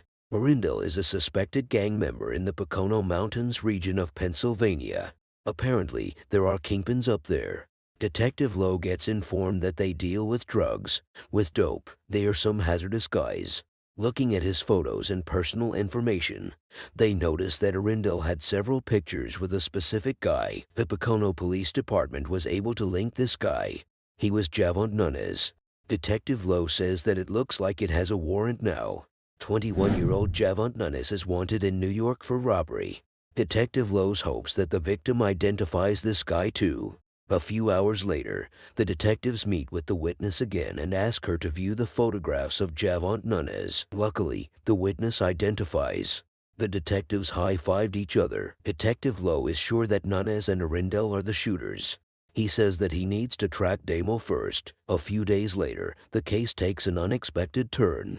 Damel is locked in jail for a stolen car out of Henry County. A friend of Damel passed a message that said that Damel wanted to talk to the police. The detectives decide to go fast before he changes his mind. They meet up at the Henry County Jail and decide to speak. "Tell me why you wanted me down here," asks the detective. "The incident that you are investigating, the murder case," said Damel. He said that there was an armed robbery and Mike got shot. Damel says that he knows who shot him. They are real gang brothers. Karim Arindel.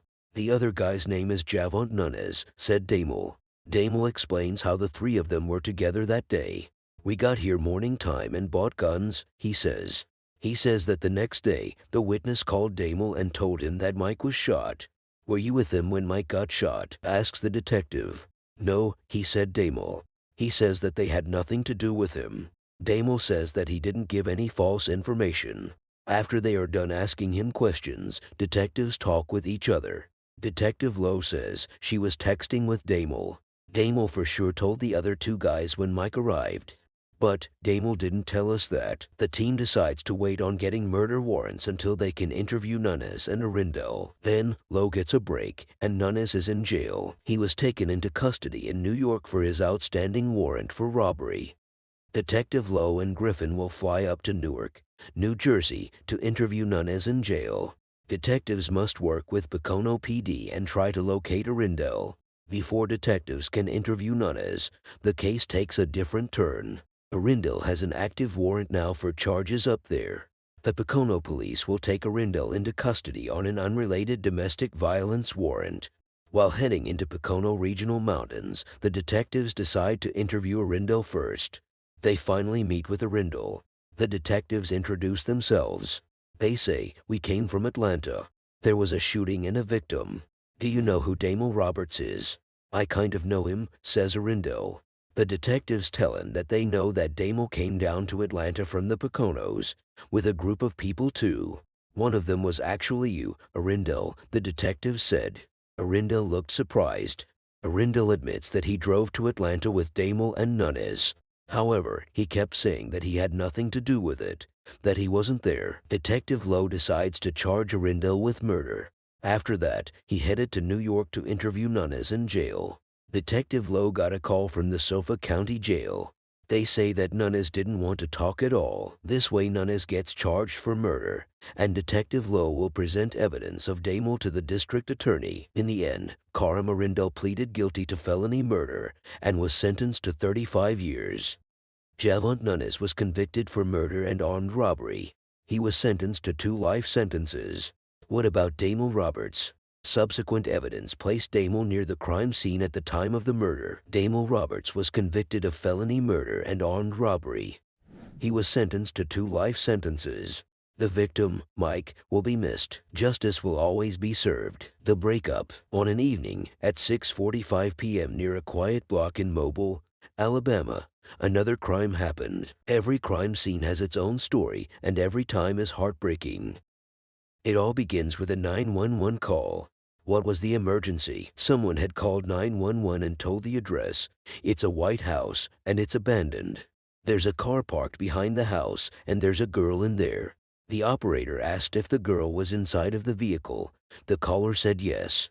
The caller continues to describe the situation, saying that the girl got a pink towel covering her whole face and everything, and her windows are up. The caller said that he didn't know if the girl was breathing or not. The 911 operator says that they are going to alert the police. The patrol and the DMS responded and decided to go to the said location. They arrive at the area and find a woman in the passenger seat. She was dead. CPL Kenneth Gillespie finds the place suspicious. It's a big abandoned house. The police officers ask about the victim's name. Who is she? The victim's name was Shanna Sumter, a black woman, only 27-year-old. She went to Murphy High School and earned her JED certificate. She worked as an insurance adjuster. Shanna leaves behind a large family. She was a mother and she had a 9-year-old son. Police officers and the detectives find out that she was shot in the left side of her head. Her cell phone was right down there to her legs. There was a gun right there, a .38 caliber revolver at her feet. The police officers were surprised and said that typically, they don't leave the weapon there when someone kills someone. One of the police officers says that it is a possibility that she had shot herself. Maybe it was a suicide. The police officer said the gunshot wound would be consistent if she was left-handed, but it's also possible that somebody in the driver's seat could have popped here as well. It was in the back of an abandoned house, and the police officers thought that it was a pretty big chance of being a suicide. It's a place where nobody would have seen anything. On the other hand, it's a good place for somebody to kill you, says CPL Kenneth Gillespie. Someone had called the reporter missing, and it was the victim's sister. Her sister called saying that she hadn't seen Shanna since Saturday. The police officer said that it would be a good idea to hear from her family. The police officer and the detectives meet up with the sister's victim. She seemed nervous, so they gave her some water. The officers say to her, "We don't know a lot yet, but we know that Shanice has been shot." Her sister didn't know and started crying. The officer says, "I am sorry for your loss. We don't know much. We don't know if it was self-inflicted or another person shot her." They asked the sister's victim if she had ever said anything about harming herself before. Was she the type to get depressed easily? Asked the officer. Her sister said that she had thoughts of harming herself before, but she always hid them. Was she left-handed or right-handed? Asks the officer. She said she was left-handed. The officers ask who is she involved in a relationship, and her sister tells her a name. The victim was in a relationship with someone called Peter Gales. He stayed with the victim. They lived together. When was the last time you talked to her? Asks the officer. She said yesterday. The detectives ask for the number of Peter Gales, and she gives it to them. Peter wasn't answering his phone. The detectives decide to look through the victim's phone. The text with Peter. They had texted yesterday at 11 a.m. The victim had texted him, "Peter, you rather be on the phone with a hoe. That is crazy. I am not happy about this, honestly. I want this to end. I am tired of you putting your hands on me. I want no boyfriend. I must do what's good for me." The team discovered she was fighting with her boyfriend Peter Gales the day before she was found dead. She was trying to get away from him. Peter has obtained a warrant for possession of cocaine. Let's bring him in. The next morning, detectives find Peter at his mother's apartment. They bring him in so they can start asking questions. "I am Detective Glue, and this is my partner Detective Rogers.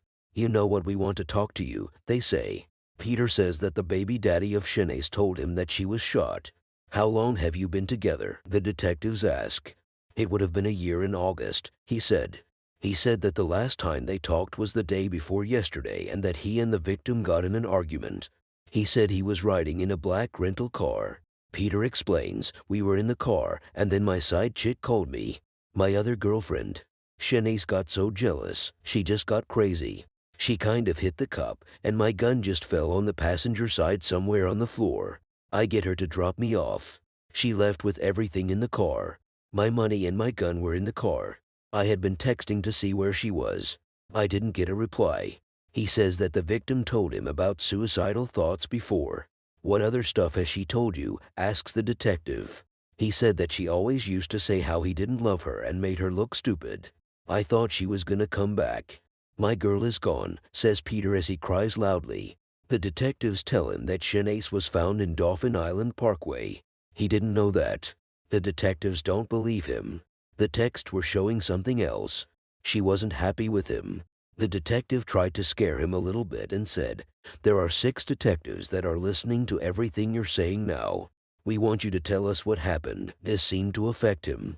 Peter goes, "It's just, she grabbed the gun so quickly, and we're arguing, going crazy. Next thing I know, a shotgun noise. I didn't know what to do. I drove around for some time." The detective said that, "I don't believe that she killed herself and that they completed the autopsy this morning. Based on that direction that bullet traveled, it wouldn't be possible for her to shoot herself." What happened in the car? Peter gives up and decides to tell the truth. "She had grabbed the gun. I grabbed the gun from her. She tries to hop up. When she jumped up, the gun went off." He says, "You had the gun on your hand, right?" He replied, "Yes." "She was not moving. I put on the cover up. It was a towel. And then I left." 20 hours in the first 48 hours. Detective Gillespie closed his case. Peter did pull the trigger, even if he regrets it. Peter Gales was charged with murder and is awaiting trial. The victim was a mother that didn't deserve such tragedy to happen to her.